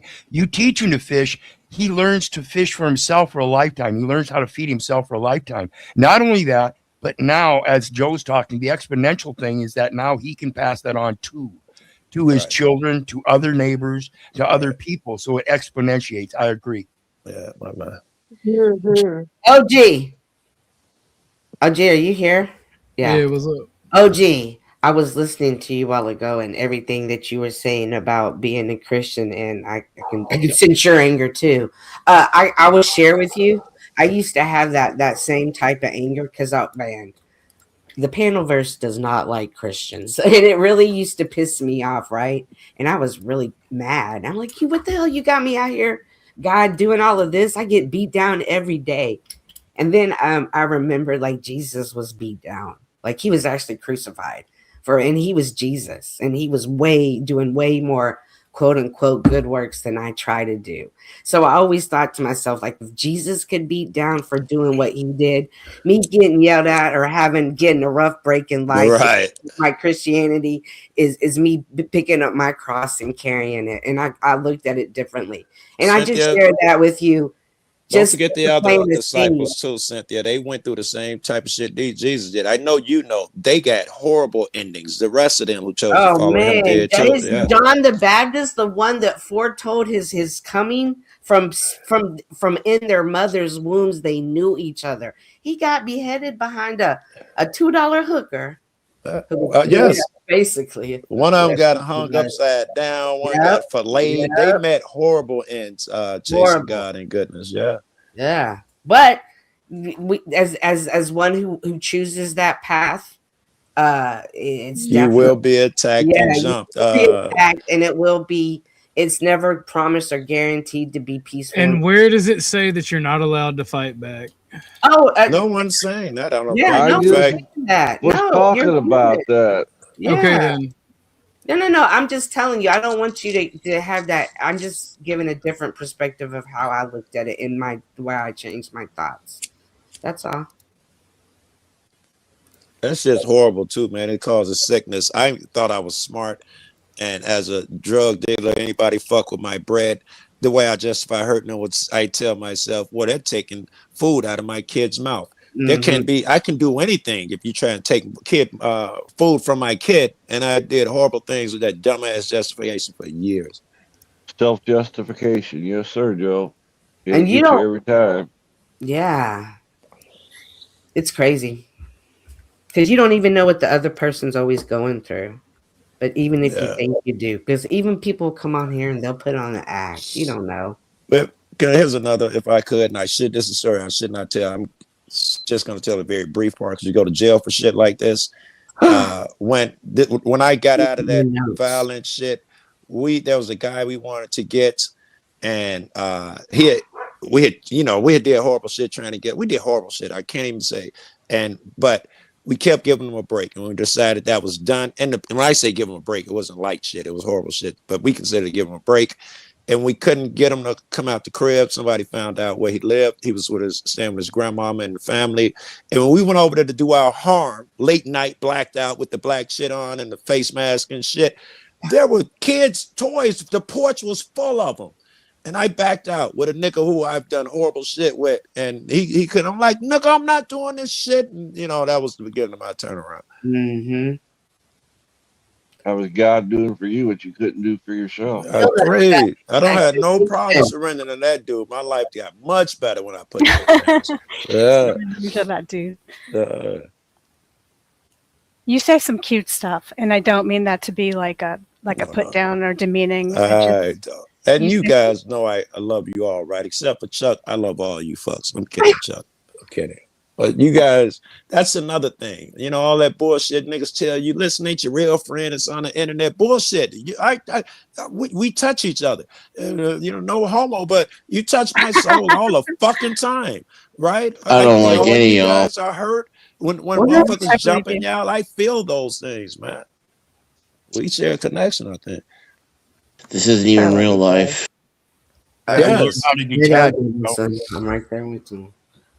It's the Matrix. We're in the Matrix. Yeah, I agree. And I apologize if I got. I hate you and you and you, and I hope nothing but the most horrible things happen to you. One of y'all. You're okay. Not a one of y'all. I know each and every one of y'all will turn in a second, but it's now forgive me while I go change. Yeah, but hey, I have to come up. That doesn't define who I am, though. And that's it doesn't define us either, right? It doesn't define us too. When someone falls up the square, which is I'm just count the shit with OG. He's young and emotional and shit. I know better. I don't really jump him and shit. The nigga, young. I went through all those shits. He's gonna go through it. I'm not gonna be hard. Yeah. Well, you guys know me in that 0.1%. That's all I take out of this. If you really want to get to know me beyond that 0.1%, it's got to be a physicality thing. You got to come face to face and get to have some real time with me. Otherwise, what you get here, you can interpret it any way you want. I can put it out any way I want, but you'll never understand it the same way. And I can tell this because, like I said earlier, my expression of love and being blunt and honest is different than most people are used to. And they carry that against me instead of holding it for me and being integral. Pero, that would apply in real life as well. The same people, when they come upon you, if they don't have the same thing, if they present a fake energy or whatever, you still not going to accept them, whether on the internet or in real life. If a motherfucker ain't genuine, you still ain't going to accept them just because it's real life. But the real growth comes from learning to love people as they are. Agreed. My biggest one is snaps. None of y'all love snaps. I was loving snaps, but I love snaps. Yeah, everybody. I don't even know you, and I hate your guts. I know. I hope all the bad things in life happen to you and nobody else but you. Tomorrow, immediately, I'm dead. Yeah.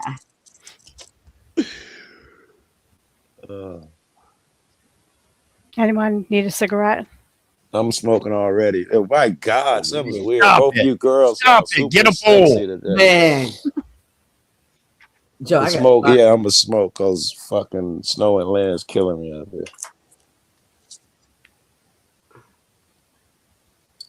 I found this place that will mail shit to your house, Joe. Still a threat? I don't know what. What do you think I was? What do you think? What we're talking about? What we're talking about, right? But that shit don't taste right. I got you. Different. What do you think I was doing when I had cancer? You think I was up and about running around chasing? No, I had it mailed to me. Yeah, but that shit's not right, though. That shit's not right. That's starting to concern what? me. Because you conform to regulations that have overregulated. No. She's saying that with the quality that she get through the mail was different. You probably got a better quality. Right. Well, yeah, it's just like going out to any street vendor. You got to find the right one. Agreed. So you've already got experience that you're not going to go back to him, right? Right. Well, no, they have a catalog. They have a whole entire catalog. Oh, so you're going to go through the catalog and try them all and find out they're all shit. Okay, so but you're right. There should be other ones. Yeah, you know how weed is. Exactly. Man. You might have to try 12 before you find the right one. Right, but people are going crazy for it, and I'm like, oh shit, they don't. I communicated with a lot of people and went through 3 different people online and asked them questions. I put them through a poll of my own. What and questions would you ask? What questions would you? Let me get my notes out. How long have you been doing business? How long have you been doing this? Really? Not under state licensure, but under reality. How long have you been actively growing? Oh, we don't grow. We get from somebody. Oh, sorry, you're off the list. I want somebody that has firsthand experience. OG, you got a gift, OG. Check your what do you call it? Cashapp? No, when they send you something through that, it is not Cashapp. Kofi? Super Kofi? Something, whatever. Super chat. Where are you seeing a super chat at? IRS. On my other phone. Maybe I'm back or something. Somebody backstage. Welcome to the show, Drew. Yeah, my bad. Hello, everyone. It's been a bit. Hello. I don't see any super chats other than Ike's. Oh, that's the one I see. Maybe it's old. See, Joe be smoking that good quality. That's that type of shit I need right there. Joe, it's a lot of competition here. It's like 10 spots on one block here, right? The competition is strong here, bro. Yeah, I don't know what this is. Okay, all right. You know what? I'm gonna have to reach out to you, Wizard. I didn't even think about it like this, nor did I even think I could do this. And now that I think about it, why didn't I think about it? Yeah, you bring up some very good points. I'm gonna have to. I mean, you gotta learn to take notes on everyone, Cynthia. Yeah, I gotta take this back to the crew and be like,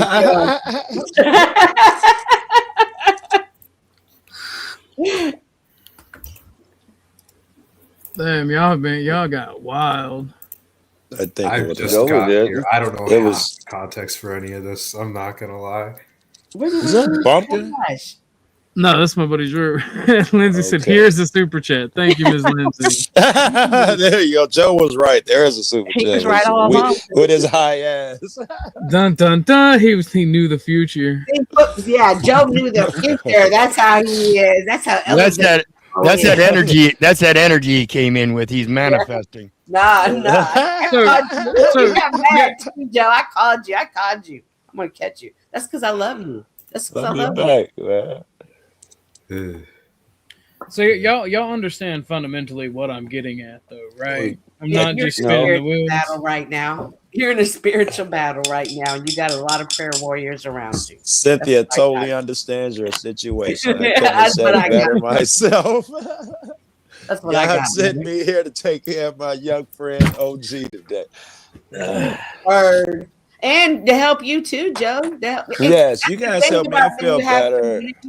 You don't carry any burden alone. And I am sorry to hear about your brother Joe. I will keep him in my prayers.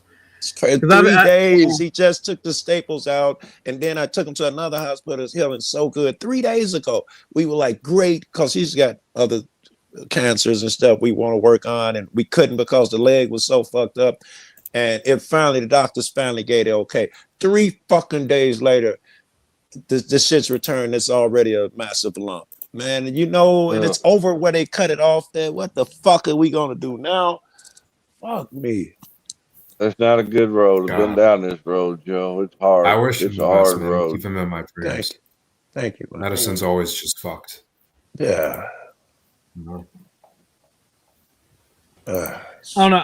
I think that proper control of your emotions, and I don't think fighting. I don't necessarily think like actually physically causing someone pain, especially if it's agreed upon fight. I don't think those are necessarily bad. It's when you go and you just make a life out of just hurting people, right, and being absolutely mean and cruel. I think that's when you get the issue. I don't think personally I'm doing anything wrong other than my faith being shattered. Your faith You're in a being spiritual shattered? battle, That's a big thing. and you're in a Jesus. spiritual battle, and the greatest warriors go through it. That will be your lot in life, OG. Motherfuckers, like they say, the right road is narrow. And anytime you say forgive someone, not that people are evil, but that demon, and I know some people don't even agree with that, intelligence, whatever you call it, that thing will jump into a weaker motherfucker and tell you, don't forgive him. Look at what he did to you. That's going to happen your entire fucking life. It'll never be easy trying to choose the right path and a different path. Not a devil. Just that accountability thing. Thank you. Me. I get it. Thank you. I get it. I disagree too. I do think that there's an intelligence out there of good guys helping us. They hopped in you to talk to me today. And that's my belief anyway. And there are bad guys out here. And when you accept them, whether it be stealing drugs, whatever the thing, they get a hold of you. It becomes easier for them to take control. They take a residence in you. And then when you're around a good guy and they need a tool to use to pull him off his square, they're like, I got 8 monkeys who he falls for this, or this chick's a slut. This is how I'm going to get them. They're going to hop in that person to try to stop you from advancing. I think that's a real thing too. That's what I say. Surround yourself with strong people and, who give you good counsel and all of that shit. Be careful who you let feed off of you. That's another thing. People will come more up with humans. People will take your energy. And be careful what energy you give a motherfucker, right? Like that's what it's all about, is us changing energy. Some people need negative energy. You know those people. We ain't got to say their names. They hop up here and hate to see pleasant and hate to get along and motherfuckers talking about, how are you doing? And they will try and bring the negative energy. They might not even know why they're doing it, man. But someone saw something positive going in, and we got to stop that positivity bullshit, man. Yeah, they don't like that. Misery loves company. Yes, ma'am. And the way you believe in your God or Allah, whoever you believe in, that you believe good things, there are people who believe in the evil shit. Not to make it too abstract, but these Epsteins and Jay-Z's and shit. Jay-Z took his jacket off. It had on the inside, "Do us down, Wilt," and all of that shit. Fucking Epstein. The name of his shit is Baal, his bank account. These niggas believe they have the practices where you don't have to do weird practices in order to join the group. People have different beliefs to you, the exact opposite. The way you think, I want to be a good person, they want to smash good. Yeah. Isn't it funny how we have to define things as being either good or bad? I mean, can't we just give ourselves a break? Well, my thing is, why not adopt do as thy will and fucking crush those people that are doing evil shit? And really, what does that solve? You're always like the last one to do it. I mean, I'm pretty sure you march a bunch of fucking pedophiles to the fucking wall. Well, I see how you see it that way. You got less pedophiles.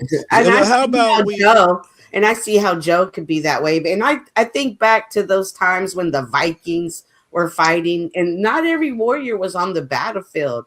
There were the priest and the people that called out the commands up on the hill. Like, everybody plays a different part in this fight. For me, I feel like teaching my community in my real life and what I can on here about, you don't have to submit to that type of power, because that's not 100%. That's not really for you. Like, you're not going to like the outcome of it. It's not going to root good things for you. When you become powerful I have a testimony too of Cynthia actually doing that. She found out about somebody, and she was like investigating certain churches and stuff, and like she looked into somebody that was a pastor, and she found out about some kind of corrupt, nasty things, and she goes, I'm not going to go to that church. And she goes, just because of those things, which were validated. But like, like that was some nefarious ass shit. Like, I think that nefariousness is different from being bad and good. Bad and good is so simplified because it's easily fixed. So could but I when call you're nefarious nefarious, evil? You have something that is, there's a hidden agenda. There is money involved. That's some Charlie Kirk nonsense. And it is so deep and so dark that you shouldn't even get involved. Ooh. Right? Right. But that doesn't mean they ain't gonna come for you, though. I don't mean, because they need everybody to feed up. Too. And I'll come for you. When you gain that power, when you chase God and all of that, you put yourself second and you put His word, message, and substitute just right. If God is not your thing, substitute whatever it is. When you gain that, it takes away their power because they feed on fear. They need you to be afraid when you walk up. I'm speaking about cops in my head, but all evil motherfuckers. They come in, they try to dominate you or whatever through the gate. And when they feed off of that shit. And when they say that to laugh, it just kills them. It takes all their strength away. But anytime you don't fear them, it was going to take that shit away. But to laugh at them, really, it just makes them run, bro. Well, we've made reference to the Epstein files. Somebody that, and I don't know if this is true or not, but if it is true, it begs to differ. George W. Bush Jr. was not in the Epstein files. Really? That means that man was bombing the Middle East for the love of the game. Like, just the love of the game, bro. No. Don't dare name him. No, he tried to kill my daddy. There's a bigger game plan. What the hell? But the thing that I question when y'all keep saying, well, how come we don't need to call it good and evil? It's just what we do. Like, are you thinking about yourselves and this is why I do it, so it's not evil? Or are you thinking about how this action affects the community and society? You can't always think about everybody else's feelings, though. Like, sometimes you got to think about the bigger picture.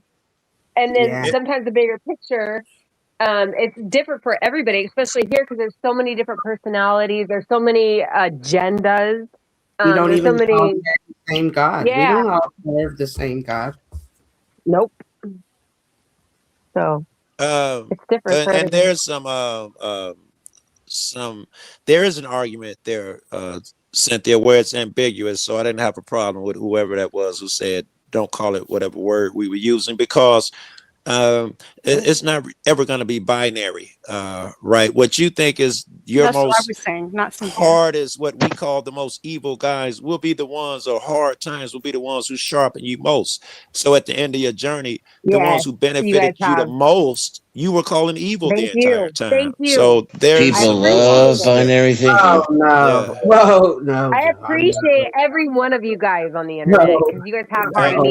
you. You guys want, I can tell you a testimony what happened at the Yeah. grocery store and how I was able to hold myself because of what I've gone through on the I'm channel. interested. How the fuck did it blow up at the grocery store where you had to control yourself? I'm already interested in the story. Yeah. No, I'm so okay. So all the people that I really liked at the grocery store, they're gone. So they have a whole new implement of like these, oh, we're gonna follow policies and guidelines, and we're like going by the law, and like they have this new manager running the store, and they remodeled the whole store, and I'm like, okay, where's my people at? You know, that I love to death, and I know their life stories. But anyway, Friday night, it's tonight, and I'm like thinking I'm going to DJM, so I got some wine, and the lady at the register, she said, "Can I see your ID?" I said, "No, you can't, but like I don't have it on me. My birthday's 9, ... And I was like, and the phone number's in there. I just gave her a 10. I was like, oh, for great service. And then she goes, yeah, but I need to see your ID. And I said, no, you don't. According to California law, you don't have to see my ID. I just told you my birthday. And then she goes, well, according to corporation policies, we have to see your ID because it might be expired. And I You said, sound okay, like a but if I cop watcher don't, with I that know. I shit. was like, look at you wearing off on her. don't Go threaten ahead. me. Yeah. I swear, I don't. I do not like. So I said, Yeah, I I know said you to her, don't I mean said, to. Pursuant to well, I'm not done section yet. I'm not done. 308.12, actually. All right, I don't mean to interrupt. You Okay. continue. My bad. It's okay. I'm almost finished because I try to hurry really fast with you men. Okay, so I said, That's the way I like said, it. okay, Yeah, so do we. So yeah. exactly. You guys are so quick and easy. It's ridiculous. Okay, Okay. so I said, to her, I aim to please. yes, okay. So I said, you just ruined everything. But anyway, I said to her, I was like, I just did not show you an ID and it's not expired. I told you my birthday. So if I showed you an ID and it was expired, then you were able to deny, my wine. And then she was like, Deny my wine. like her face went, I was like, That's so a good yeah. point. And she just shut up and she sold it to me. But That she was just a good wanted to point, scan though. my ID. Right. That's all she wanted to do. Yeah. She didn't Just need like a to see cop. my ID. She had She that just ID wanted crack. to be a part of that policy and guidelines and like be all policey. I'm like, you can ask everybody in the store who I am. Like, but there's nobody there that knows me. I'm just saying that because they're all new people. It's pretty wild. And what difference do it All make if right, my now it's time ID for a sandwich, expired? I right? mean, the thing is, But like, now forever. I'm like, why the hell did all my friends all like from the grocery store get fired, like, or left? Why did they leave? Like, The these new people are about to hit retirement. That's messed up. Like, who's this new Maybe that demonic corporate, manager over here yeah, that corporate mentality that hired all probably these kicked Karens? in. I don't like that.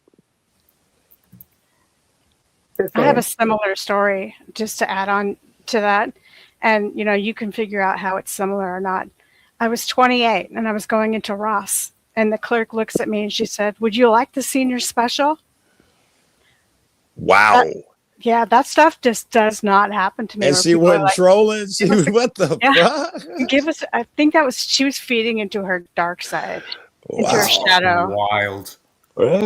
Yeah, give it to me. Give me the senior special. Fucking Snow. I listened to what you said. If I had an ID and it was valid at one point and my ID expired, I didn't get younger, motherfucker. It don't matter if it expired. That just means I got older. What are we arguing about? That's not a valid driver's license, sir. Policy states that I have to see a valid driver's license. I'm afraid that we can't serve you. Yeah, like, what's your issue? If you have a complaint, you can call this number. Call corporate tomorrow. Like, that's the law's issue. Like, if I get That's the way Habibi will answer the phone and tell you he would take your complaint. He would take it very seriously. Oh my gosh, don't do this to me, Denison.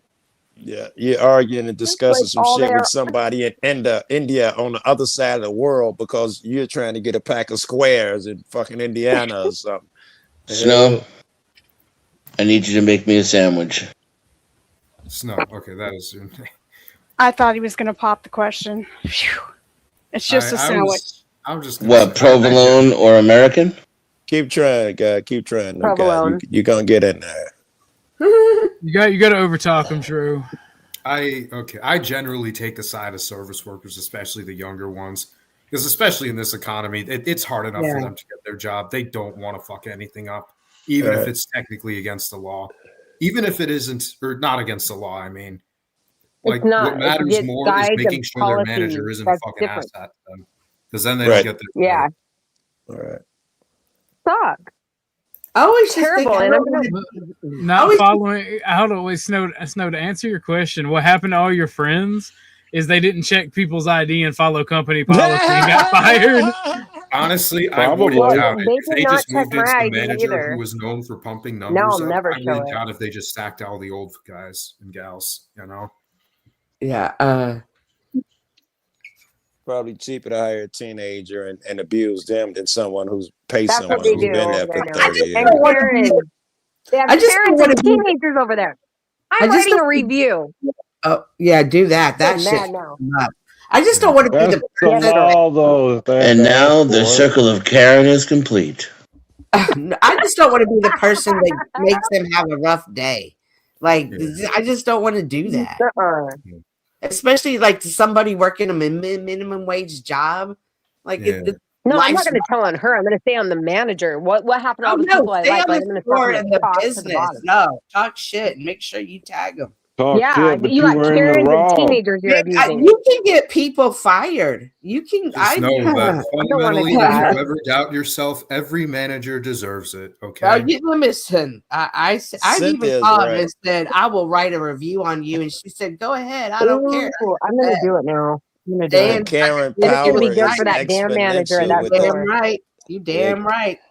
Yeah, you're right. Tag a motherfucker. Who knows? You got a bunch of women talking about. You got a bunch of women talking about reviews. You're gonna see the Karens multiply now. Right, everybody hairstyle gonna change. Yeah, the Karen is strong in this one. Make sure you share But you it. guys, like, don't you see that, like, if people? But you're in the wrong, Snow. How am I wrong? I don't know about all that shit. If it's a state law that you got to produce ID, I know for cigarettes. It isn't a state She law. said I'm the looking state it up. law was you got to give your I birthday. provided the produce ID. state That's law, what she and I said. told them the law. Joe, Oh, okay. let I'm me looking see. it up in Cali. Like it's up. You don't have to legally provide an ID. It would only be a company thing. So what I did was I provided them the law, and I gave them my birthday, and I said, "You can ask anybody here; they know me." And then on Friday nights, I'm always in there buying wine. Okay, I'm like getting ready for DJM's show, but she didn't do a show tonight. But she's sick of it. You can imagine why. You know, we need a palate cleanser. Yeah. So I don't blame her, and she doesn't want to be a part of that. So she's trying to change it. Good on her. DJM is the chick that was hanging out with Landry and Illumitami and Tommy. That's my so I don't care if she's sick of it, and I think it's stupid because if you're sick of it and you stay around certain people with certain attitudes and you just stay and you don't talk to them about being better, or you don't fucking just leave, you don't have a right to be sick of it. You literally put yourself there. Okay, OG, I agree with you, but if you understood her personality and like I don't care. She has no. We got to be real. I know you don't care. No you didn't right care about to be me either.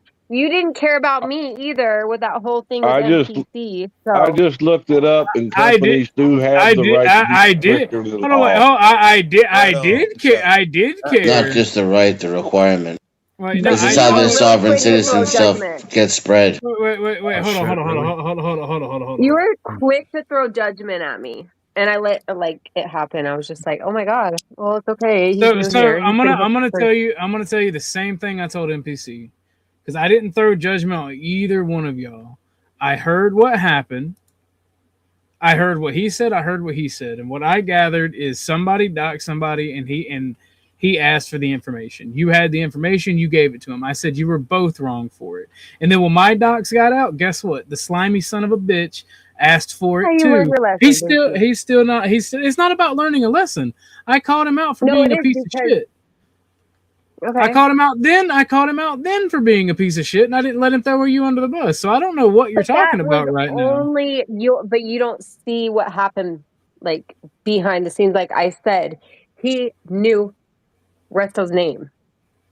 He gave it to me. I wrote it down on my green little notebook, which Resto and Kev both have. They know he gave it to me. Well, I had this in my hand because a mad mystic that's no longer allowed on the internet.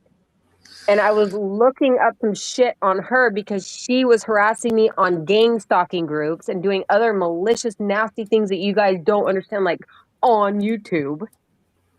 And I had it with her, but it's not just me. It was like other people have had it with her too. Well, the thing is, if you choose to associate. If you choose to associate with those people repeatedly and time again, there is no one that can fix that. Demons do not leave you alone. That's why you have to resist. You can ignore them. It doesn't matter. 3 years later, I mean, you can ask Jackie Fox. I mean, there's so many other women. It's not just me. I was just the one that stuck up for herself. No, I get what you're saying. I mean, I don't know. I don't trust the award show, but it is what it is. I don't really care. Either, but hey, I want it. The simple fact of the matter is, if you stay in the same old bullshit, you can't be mad when the same shit happens. Like you, so are you staying in the same old bullshit? Because I know I'm not. No, that's why I don't talk to certain people anymore. That's why I don't let certain shit happen. Well, you said I didn't care. It's not that I didn't care. It had nothing to do with me, and it came up when I was around, and I gave my opinion. No, I understood completely. You both had dirty hands, and I maintain that even to this day, regardless of you or him disliking me for it. You both had dirty hands. They were both equally as dirty. He's just a fucking snake. You made a mistake the way I see it, and you don't do that shit that often. If I'm wrong, I'm wrong. I'll figure it out in the future.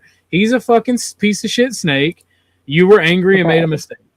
That's how I see it, and that's literally... I was angry. I actually didn't care. I was just like, here you go. Here's his old social media account. It wasn't like a big file or anything like that. Well, the thing is, it's still a... I did it, I accept it, and I own it. Totally. Yeah, that's also the difference between you and the fucking snake. He kept trying to fucking put everything off on you. Yeah, he did. That's why. Now, he didn't want to take any responsibility for it. But I'm going to bring everybody up since we got that situation dealt with. Thank you. No problem. Man, my sandwich ain't going to make itself, no, for real. Okay, so it has turkey, avocados, it has fresh cut pickles, lettuce. As Sasquatch says, if you work as a manure delivery guy, you can't complain about the smelling bad on your day off. That's not what I asked for, but that sounds delicious. So thank you, Boo. So under Iowa law, under Iowa law, the distinction is unless you're operating a vehicle or a regulated business where you're required to have a license, like a barber, or a cosmetologist, or hotel manager, you generally fulfill the identification requirements by stating your identifying information truthfully. There's rarely a case that you need a physical plastic card, but that would be like driving. If you're caught in a car behind the wheel, they ask you for a driver's license. You're supposed to display it. Again, not hand it over, but display it, showing the photo ID and the ability to be on the clock during that time. But that'd be in the public sphere. In the private, company can have stricter policy. Right, but it only applies to their members. If you're, it's the opposite. if you're just a pedestrian and you walk in off the street to a grocery store, you fulfill the requirements by stating your identifying information. The I store. don't know about that part. I just looked it up, and it said Absolutely. companies can make stricter policy than what the law is. They can make stricter, again, they can make stricter policy, but the policy applies internally. It is administrative to employees, not customers. It would also be a federal law, because especially if it's dealing with the consumption of alcohol. So they mandate overtime for all their employees. They make an internal state.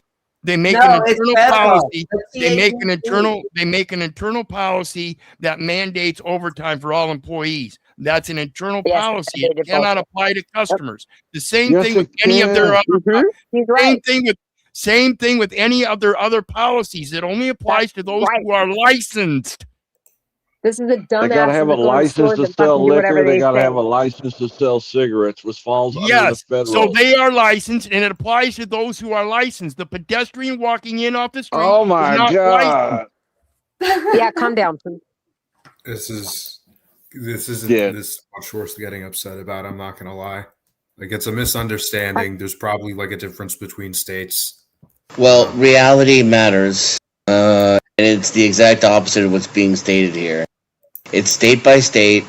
You're required to prove your age, otherwise you don't get alcohol. The lesser of the two is the policy, which is just entering the date of birth. That's the policy. The law has higher requirements than the policy in this case. Google says yes, stores can legally require you to show a valid government-issued photo ID to purchase alcohol, regardless of your age. That's Google's answer. Of course, and in this case, the policy is just to enter the date of birth. That's all you need to get the cash register to work. But the law actually requires more than that. It requires you to prove your age. Right. It says in Iowa, the legal name, the address, and the birth date. Those are the three requirements for identifying information. Again, not a plastic card that you have to hand over or show. You just have to provide truthfully the identifying information. That is to state actors, though, right? Perro, like to cops and shit like that. I totally agree. If Anybody. If I get it, who gives the store more authority? You guys don't talk over each other. The audience does not like that. Who gives the store more authority than the police? If the police have to have reasonable suspicion to pull that ID, then what gives the store more authority to do so? That's what Dennison is saying. It is not giving them more authority. It lessens their authority to only get the birth date. All right, like I was saying, with the state and all of that shit, yes, different laws. Here, if I get arrested, I don't have to give birth date and truthful name. Some places you have to give middle name. Some states you don't. Different so and so. However, if I go to a Costco, they can have all sorts of shit, because now it's a contract. I'm doing business with them privately. They can say you got to hop on your left leg when you enter the store, and I agree upon entering the shit. If I go there in a regular Costco, they can tell me to leave at a whim. We want you out of here. We don't like the way you look. And you got to go at a fucking private business. I agree. And this is why when they try to question my identification, because I don't carry one, I take my business somewhere else who will accept it as the law says, not through their idiotic, subjective, cognitive dissonance. I have that too. When they must scan ID, I won't allow them. I'll go to a different store. I don't care if I have to drive miles. I got my standards and shit too. I'm like, no, I'll show it to you. We're running scanning shit. No, motherfucker, no. Yeah, they want to scan your ID. That's all you want to do is collect data. Yeah. I was doing it before I was cop watching. I had a lot of dope on me one time. I was out in the suburbs and I was like, look, I was acting all crazy and shit. And they like, we can always call the police. My boy was like, you gonna down this hill, nigga? Ain't you got like 12 grams in your sock to go to this party with? Yeah, you're right. Yeah. I'm not gonna submit. I'm just gonna leave though. I just looked up Iowa liquor law. In order to buy liquor, you have to have a unexpired government ID. Hell in the coffin, baby. Should have did that first. And again, that's in violation. Let me look it up. That would be in violation of State versus Coleman, false information 719.1a, because that state ID is clarifying that you're a federal, state, or municipal officer or agent. Lord. Did Coleman have to let's not show get his so ID technical. to a private business, or Let's did he have to simmer show it it to down a little bit. government agents? People are not understanding what you're saying. Wizard, That- can you like put it That's down in Wizard's layman's terms? jam. That's his jam, It though. is, Like, it is. But people just hear him screaming. That's what I hear when I'm in chat. And I'm just thinking about everybody in chat right now. but that goes back to loving people as they are. State versus Cole or Coleman? Perro. Coleman, 2017. Coleman. Thank you. I'm trying to see who we had present to. And again, that's to the police. Yes, but we're talking about a store. It's quite different, private and public. You're talking about two different things. Right. And make it a crime to knowingly provide false identification information. I think we're agreeing with that. She's talking about a private business, though. You're giving false equivocations here. No. Again, false information is given a wrong name, a wrong birthday. Correct. And so when I do it without the ID, I still gave the truthful information. You do not have to give the ID. It says information. No one's disagreeing with you, Perro. We're saying for the state. Yes, he is. Yeah, I looked up the law in Iowa. Yes, Chuck. This is Iowa Code 719.1a. All right. Is that under the liquor? Is that under buying liquor? It doesn't matter what you're doing. It says providing false information by Iowa law. This is Iowa Code, not a store policy. So if they're going to demand more than what the code says, they are reaching beyond the code with their policy. They're going beyond the law. That's a Fourth Amendment. That's a Fourth Amendment violation. Are you saying it's illegal, Perro, for them to ask for your ID? Yes, it is a Fourth Amendment violation. It is a Fourth Amendment. It is a Fourth Amendment violation to require state ID, because state ID personifies somebody as a federal, state, or municipal officer or agent by definition. I see your argument. I don't know if it holds yet. Because as a private business owner, what do you think the court does? What do you think the court does when somebody files a suit against my name? Do you think they demand ID from me before I can go into that court? Oh my God! I think you're about to drag me off on a whole different path. They demand identifying information. Yes. Why do you keep bringing it to the public shit then in order to draw analogies? Right?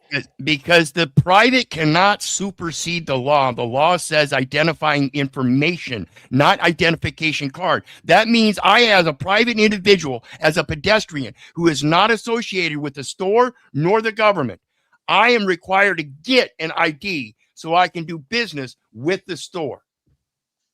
Well, it doesn't matter, is my argument here. What that store hold on. You hate being interrupted, but you don't mind interrupting.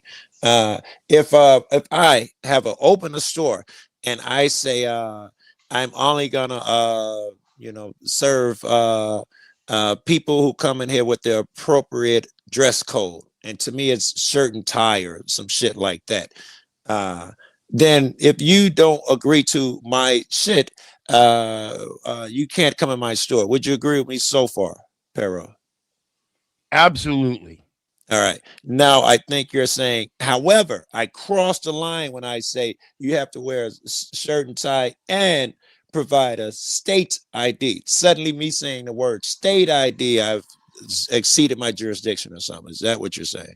Correct, because you're going beyond the right of private contract by automatically involving a third party that you have no association with and causing a forced contract. Well, contracts aren't forced, they're agreed upon. Right. So if you only contract with people that contract with this guy, what is that? Yes, I'm doing what I want to do. Well, I'm making an agreed upon deal with you. It doesn't matter. I can say anything I want. And if you agree to it, that contract is valid. If I say you want to do business with me. Is that not discrimination against a man's right to private contract by forcing a public contract? You're not forcing. Other businesses exist. You're not forcing him to do business with you. You're asking. Right? And if he agrees, there's your contract. Right. So if I don't have a contract, in order You to do walk through business, my door, you have a contract. in order to do business with that store, Right. and they want my money, Right. and they demand that I have identification showing I have a contract with somebody else before they'll do business with me. You don't see how that identification related to that other person is a forced contract. I do not, because you could do something just as random as say, I'll only do business if you have a Boy Scout card with you. And that's fair. You can do that. You won't get a lot of business, but you're not breaking no laws or breaking fucking with somebody's rights. But what you're using now is an insane concept, because everybody agrees that they must carry an ID, and that's the problem. Who agrees? I don't know about that. Do you carry an ID, Joe? I drive with an ID. Otherwise, I don't carry one. No. Yeah. See, I don't do the things. See, everybody asks me what I'm doing about this driving thing. I don't drive anymore. I don't take the opportunity to be forced into a contract with a third party to get behind a wheel of an automobile and take it somewhere I need. So I have a question. So I don't do that until I have it figured out. Everybody else is using that ID without figuring out the concept that they're being forced to use an ID to do everything in life, even their life-sustaining necessities, such as obtaining food from people that would be willing to trade for it otherwise if they didn't require the identification system. It's a forced contract. You assume when everybody, you say everybody doesn't know that they're in a forced. I shouldn't say most, but most people I know, we certainly know it's forced, and we wouldn't pay license insurance, none of that shit, if you didn't have the threat of a baseball bat behind me. Okay, so if we all agree that it's a forced contract already, then why are we stepping into a forced contract in order to enforce a right of a private contract without being forced? Because someone's convenience. Exactly. Yes, someone's gonna get along, go along to get along. Yes, sir. It's so convenient. It would be very convenient for me to go ahead and get a car and travel around and try to push the system. It would be so convenient for my wife to have somebody else take care of her. So I have certain responsibilities that I have to keep in mind. So in the meantime, I'm making sure that no one is misidentifying her. I don't know about that last part, but we all make those convenience choices, including you. Absolutely. It's very inconvenient that we have to depend on a public transportation system and people that are foreigners that can't find us. And so we miss rides and stuff, have to reschedule. It's very inconvenient. Right. It's inconvenient for you to have to pay them taxes when you buy something at the store, and they charge you more than the actual goods are. The state takes a chop of your money. It's inconvenient, but you agree to do it. Absolutely. To a certain extent. Same with us driving. Absolutely. Did you know that they can't deliver booze on Sunday in California? I've been in states. I didn't know California was one, but I've been in states where that's a thing. Iowa, they can't deliver booze or cigarettes. What? I remember going across state lines. Laws, I imagine, that just don't get repealed. Everyone just works around them. Yeah.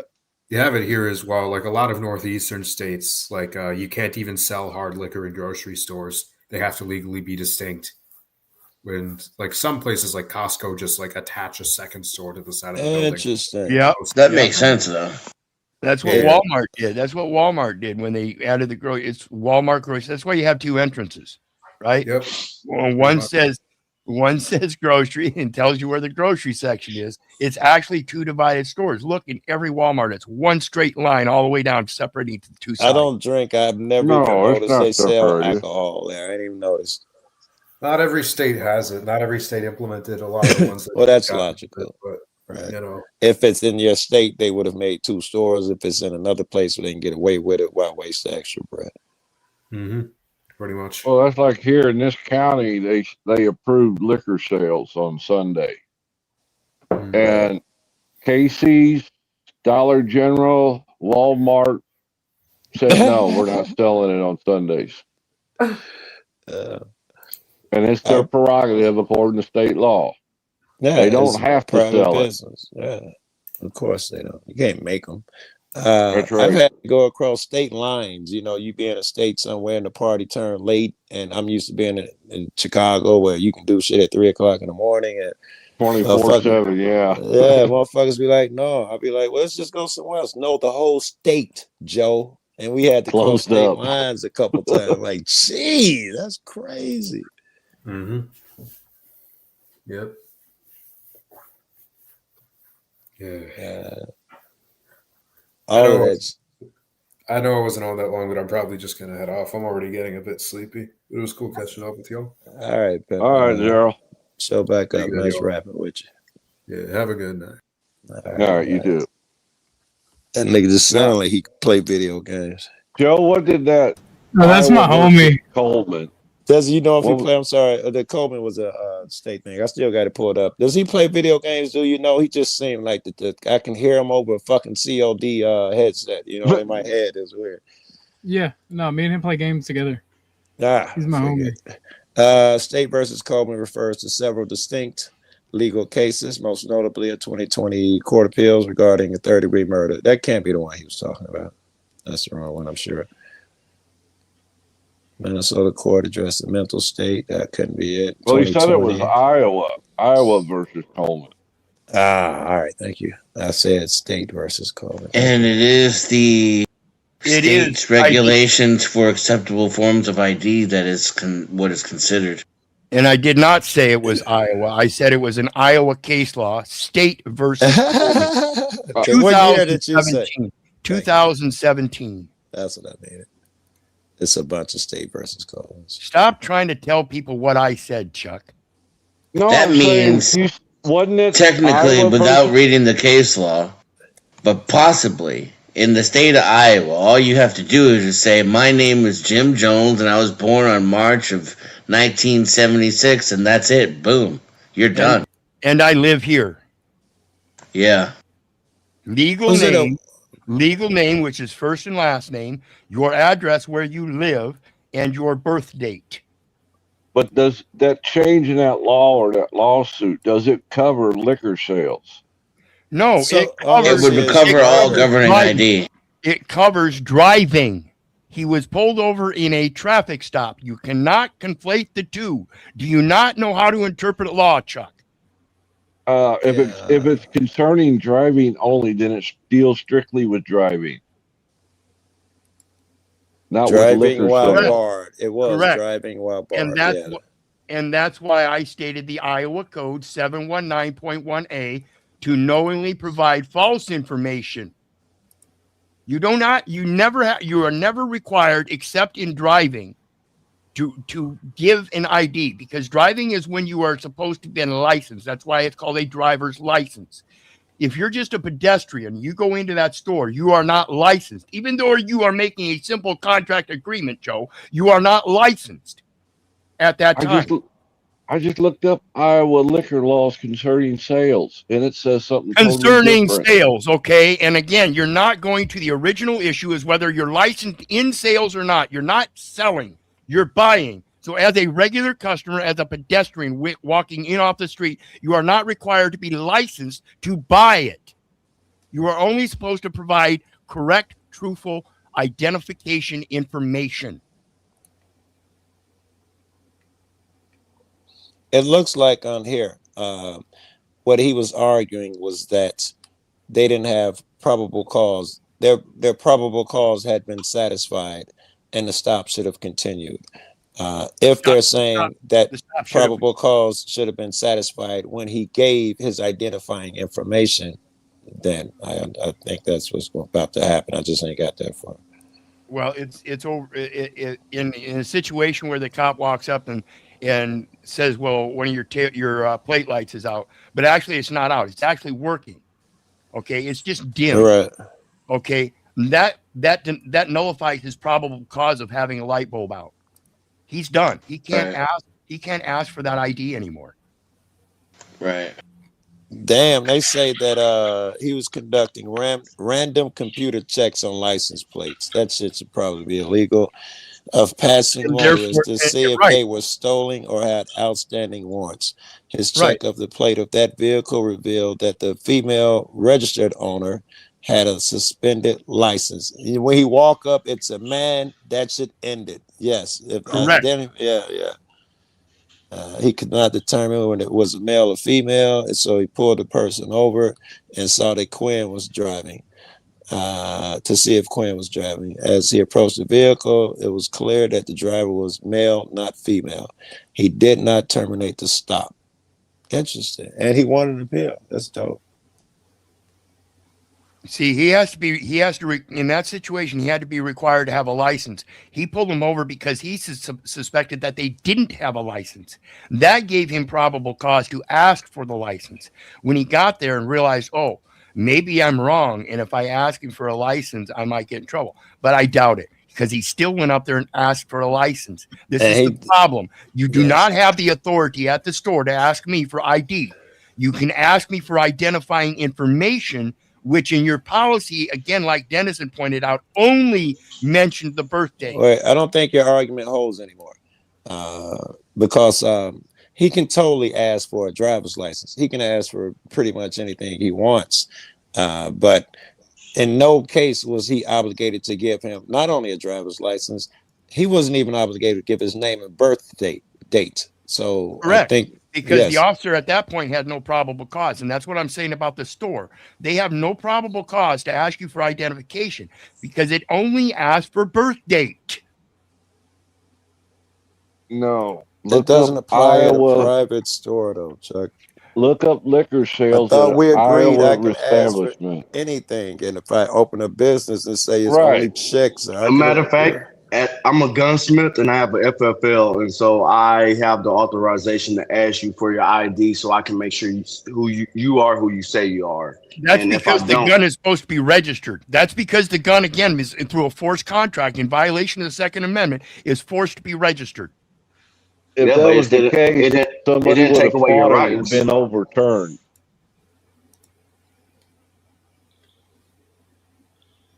But it didn't take away your rights in order to use your ID to purchase a gun. You still have the obligation to use your rights. Again, it's not the customer's right to use an ID. That's a forced contract. It's the owner's right to ask for it. I agree. But in this particular situation, the policy does not ask for ID. It asks for a birth date. What particular situation? Are we talking about Snow's store? Correct. Snow said they asked for ID. Because the young lady said her policy said so. No, your policy requests for a birth date. How do you know what the policy requested? And it's very common. The cash register can't determine your age. So when it prompts you and says, did you check ID, or enter the customer's birth date generally. So you either just hit yes that you checked ID, or you put in the customer's birth date to determine whether or not they're older than 21, and then it unlocks the sale. Right. I imagine that the older people who Snow were used to knew her and relaxed, and they immediately put the birth date in. Yeah, they just put in whatever birth date. Whatever birthday, in fact, would have sufficed. But in fact, the policy could have been, or it could have been a new policy, new ownership or whatever. They changed the policy for some reason that you actually look at the idea and all of that. She said, they old folks who know everybody in the neighborhood, they would have been laxed that fucking policy. What I was meaning is not what the actual policy is, but what gatekeepers who want to be pains in the ass will do. Yeah. And then what they'll do is they claim, well, I can't ring you up. It's not up to me. I have to adhere to the policy. And that's bullshit. Yeah. You either have to hit yes, or you have to put in a date of birth. You don't have to check ID. Right. I just looked up California law on liquor, and in order to buy liquor at a grocery store, you must provide a valid government ID with such and such, your picture and information. You talking about California?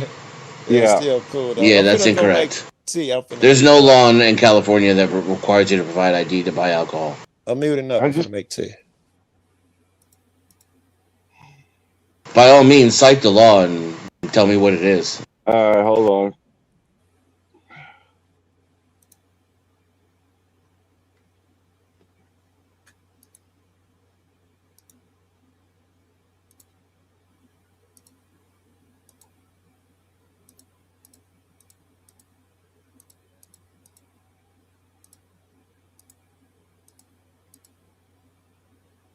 Well, so much quiet. They went in guy mode, didn't they? Mm-hmm. I blame Snow. Yeah, and then she dipped. She did this shit and then she dipped out. Yeah, she's like, ooh, she got real. In the chat I go. I was like, damn, Snow.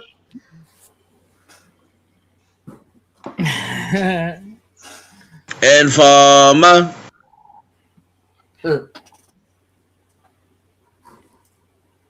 That's crazy. I like your boom boom down.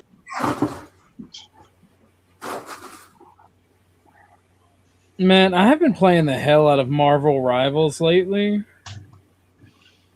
But why? Because it's fun.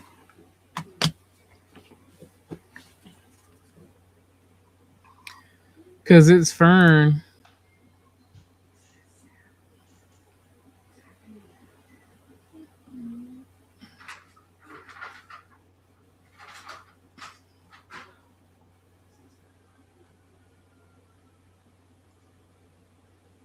Why not? That's the question.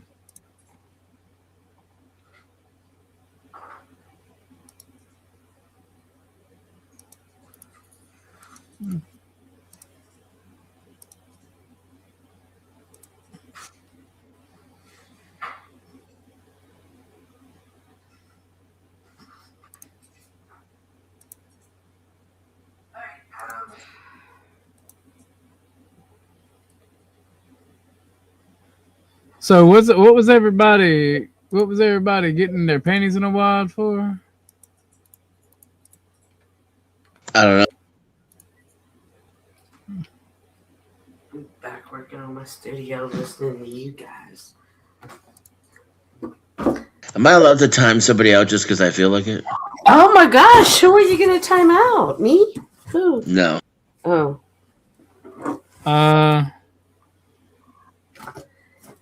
I want to say no, but do they deserve it? I don't want to make that argument. I just feel like it. I don't like them, and I don't like what they said. Dennison, it's always better to ask for forgiveness than permission. If it's COD, yes.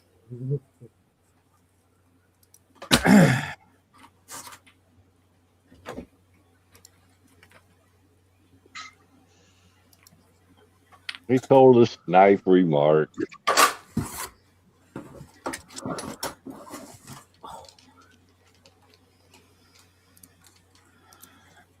I don't care. I don't like motherfuckers being douchebags.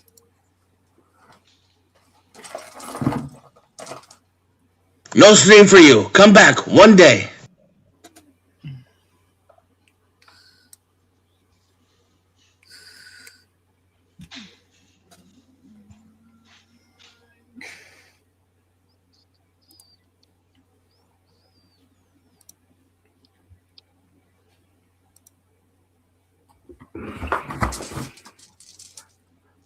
What do y'all want to talk about now? What law are we going to debate about now?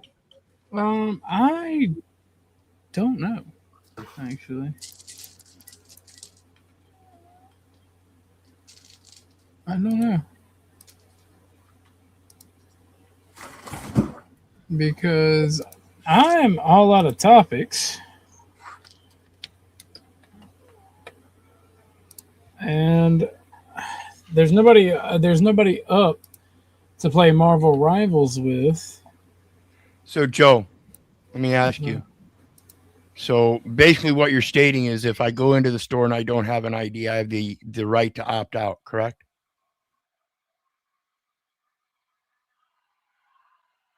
Joe, we lost Joe. That's what I would say. Okay. And a private company can't violate your Fourth Amendment. So you would agree that if I don't want that private company to violate my Fourth Amendment, I too can opt out of the identification program, right? Yes. Thank you. And I would also advocate for a society in which they were held responsible for protecting my Fourth Amendment. I would push it onto them, but we don't live in that society. Right, and that's why I don't have that ID. Now I can't force it upon them. I force it upon myself. I take the responsibility of not violating that Fourth Amendment by not doing business with those that require that ID. I can't do business with them because I don't have it. And I did that until I owned a car. And I had these conversations frequently. And basically what would happen is the stores in which I would bring in the policies that, allow me to use to make purchases without providing an ID, when they would take the time to read that and accept it, then I would only frequent those stores. And I would deliberately avoid the ones that would give me a hassle buying without ID. Bingo. And Cynthia, do you see how familiar that sounds with when I had cancer and I started searching out who I was going to purchase from? Yeah, I do. Again, I never thought to ask those guys. I got a guy now. They're so sophisticated in the streets. I got a guy. You go to his crib, and he's got like these big plastic bins, but they're not tall bins. They're short, but they're the same size as the big plastic bins. And he's got all the different strains labeled and everything. It's like going to the dispensary. He's got one for sativas and one for indicas. So it's like, it's really I mean, the streets are sophisticated now. I used to sell weed. I got kicked out the house at least once, maybe more, for selling weed when I was young. And, I sold it for many years, and I was considered a bad guy. Got a bunch of arrests for it. And now, everybody's doing it. It's normal and blah, blah. So was I a bad guy, or is it their issue with me? I just didn't obey Massa. The latter. You didn't obey Master on what they wanted. Yeah. Well, some people are legalists, though. A legalist. Yeah, some people believe in the principle of the law itself. So even if they disagree with the contents of the law. Just saying principled law is just like the principles of the law. That's already shattering, right? Because they got nothing to do with each other. I know they're supposed to, but I'm sorry. The principle of the law. What nigga, when the law have become principled? But yeah, I get it. The law is the worst, man. The law is a tool for those with feelings, or those who want to be wealthy and take advantage of people. That's all the law does. It's for sale. The law is bunk. Presumably, all cops would have to be legalists, but we both know they have no principles whatsoever. Right, and that's presumably, right? Presumably. And the only real crime is contempt of cop. Yes. Now, granted, if they show up to a murder scene and there's a dude there holding the murder weapon and he's covered in blood, they're going to arrest him. But they're going to arrest him because murder offends them. I dig it. Like, not because they're upholding some principle of convicting the murderer, right? Right. Like, same thing happens if I roll up on you and I ask for your ID and you tell me to go fuck myself. Right. Well, now no crime has been committed, but I'm still going to cuff you up and take you downtown. And I'm not going to jail because I didn't present ID, which is what the charge would be. It would be contempt of cop. How dare you not bow? You saw me riding past in my chariot. I am the Duke of so-and-so, and you looked me directly in the eye and didn't bow. And if I reach for you fast enough that you like lean the other way, or you pull your hand away, that's resistance. That's resisting an officer. And guess what? Resistance is in the obstruction code that my legislation just passed. So now you're obstructing me in my official duties. And if I jump on top of you when we go to the ground, now you just committed assault on an officer. So now you got a resistance, obstruction, and assault on a peace officer. And a failure ID on top of it. Yes. That's the way it works. America. Yeah, America. And I think that people who, all right, maybe I'm asking this as a question. That people who pretend they don't see that shit. I think it's just to pretend. I think everyone's logic, nigga, if you found that panel button in StreamYard, your logic would tell you that that's what's going on there, that it is not because of the reasons that they say. It is because of contempt of cop. That's obvious. It should be obvious to anyone who can fucking find a StreamYard panel. I think these people are liars and disingenuous. All of them. I'm a law person, like Dennison said. You support laws even that you disagree with morally? I don't know which How ones society runs. I don't That's know the question. I Say just again, son. like which one would be one that I could give me an example of what I should. How he gonna give you an example of what you think is immoral? You think of laws that you think are immoral. What do you think about capital punishment? I mean, I could make it easier than that. She's in Texas. Yeah. Go ahead. It's illegal for her to smoke dubs. Oh yeah. And I'm pretty sure we smoke dubs. We smoke together. That's right. But to be a real legalist, though, Cynthia, you would have to refrain and you would have to report Joe. Yes, you would have had to boot me out the house. What am I? A coward? No, I'm just totally playing. I'm totally playing. An anarchist. That's what it is. You're afraid. That's what You are an anarchist. The anarchist? You're afraid. You're fearful. Or some people might call it discernment. Man. I don't know, guys. I mean, if Master wouldn't go beat your ass. I get it. I do. I hear y'all. I applaud y'all. I'm just not, and I'm not saying it's not my fight. Like it doesn't affect me. I'm saying I feel like me, my talents, my resource, my whatever, my genetic law is better than you doing other things. It affects you more than it affects me. It's legal where I am. They could fuck up your whole life if they wanted to. Oh no. Well, no, not really.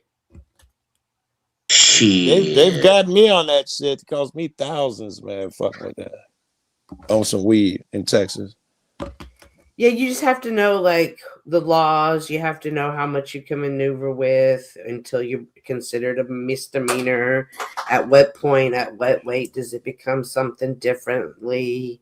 Like you got to know those type of things. Like here, you can get caught with a certain amount and it just be a misdemeanor. And then I have why do you feel you can break that law? Ooh. A misdemeanor can mess up your life, though. I have attorneys who what if I want to go out and shoot Joe? See, that's what I was thinking. Like y'all are gonna start maneuvering through. So I was asking. No. It's pretty black and white. 6th offense possession, all of them misdemeanors. Yeah. So as far as that's what I do, it's just a risk that I take. So if you like, I just went through you, I studied it. I know how much I can maneuver with. So if you wanted to go and do something like that to Joe, as long as you studied it and know how to maneuver it the best way and make it then go for it. You know what I mean? All right, that was actually a really good answer. That was a really good answer, actually. Yeah, go for it. I mean,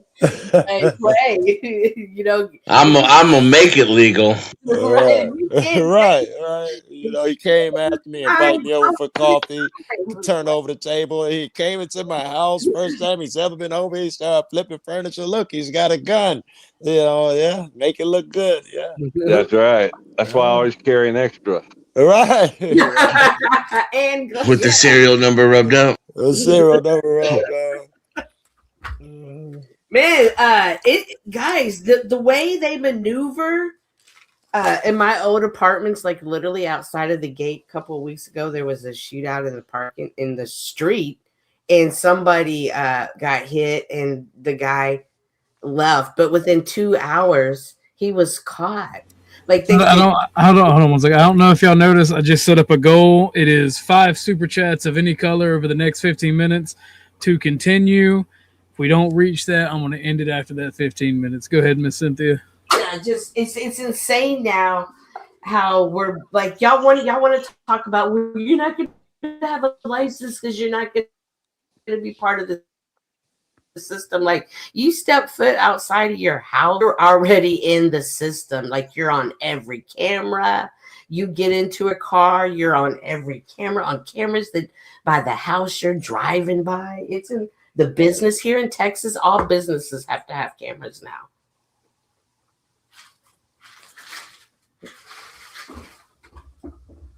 I don't think they have to. I think that's to do with like the facial recognition. Like look at Walmart, right? Yeah, but look at the level. Cynthia, I think that law got shot down too. I think there was such a law. Yeah, I think most people.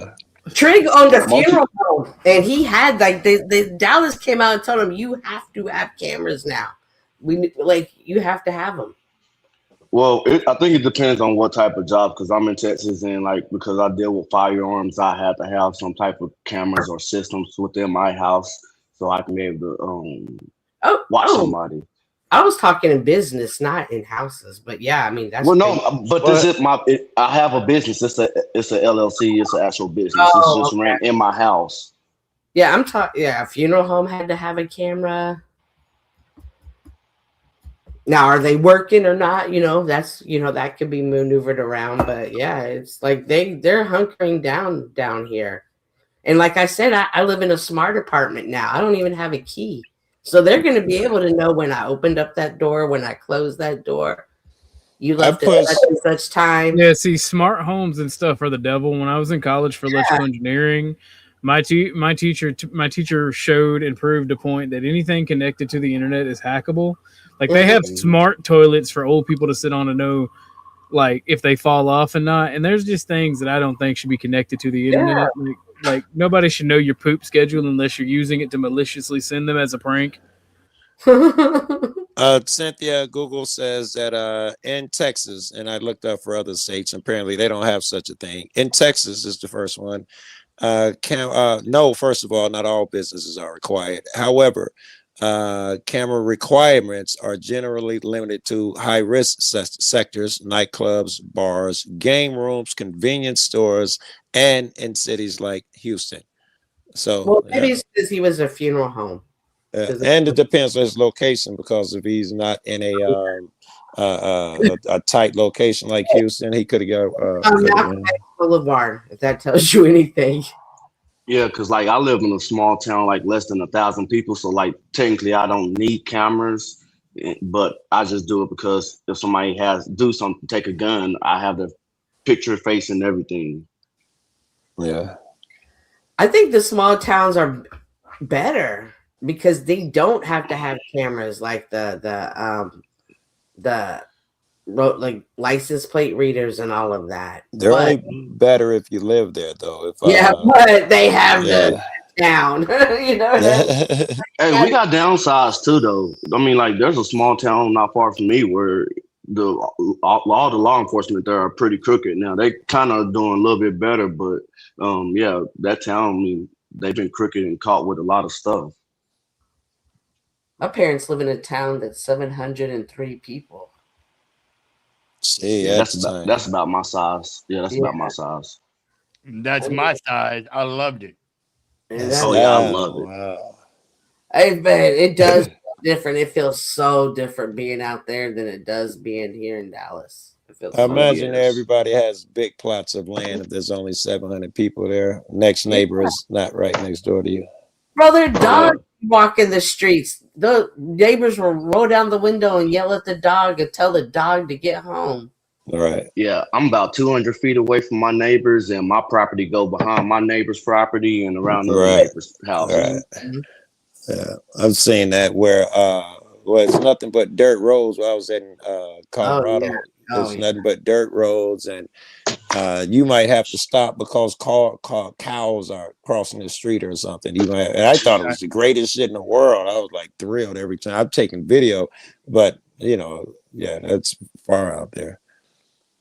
It was 20 minutes ride at 65 miles an hour just to go to get cigars to the nearest town.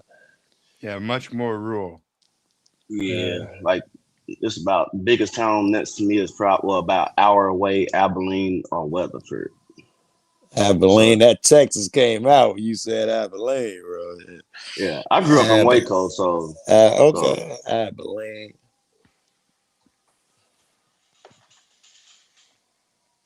Yeah, I'm a country little person. Dig it. I wrangle bulls and cattle every day. I didn't realize Texas was country until I started going there. You know, you think country, you think Kentucky or some shit, man. And certain parts of Indiana, I think, can be considered country, or you know, some places are country. I never even thought of that shit. Yeah, once you get towards like where I live and going out west towards Midland, it's nothing but flatland and cattle out here. Ain't cottontails, but yeah. I tell you, I got some really shitty cops. My first pony, the owners came from Midland, Texas, and bought my pony, and I always hated that town because of that.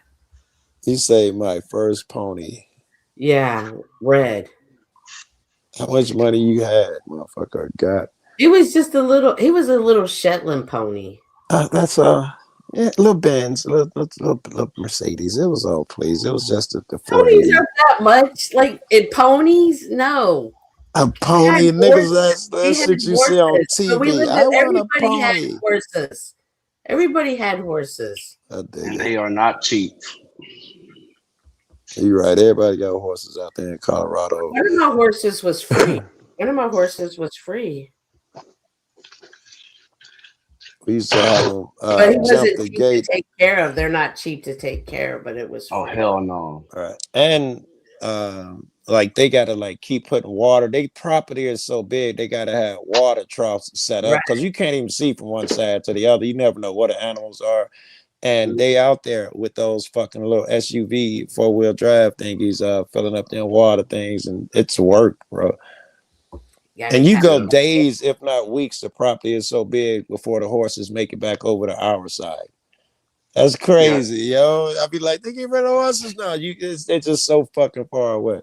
That's how my boss's property is. I can't say what the name is, but there's some billionaires in Texas, and they got some huge property, and it's ridiculous. I ride it nonstop. It's none.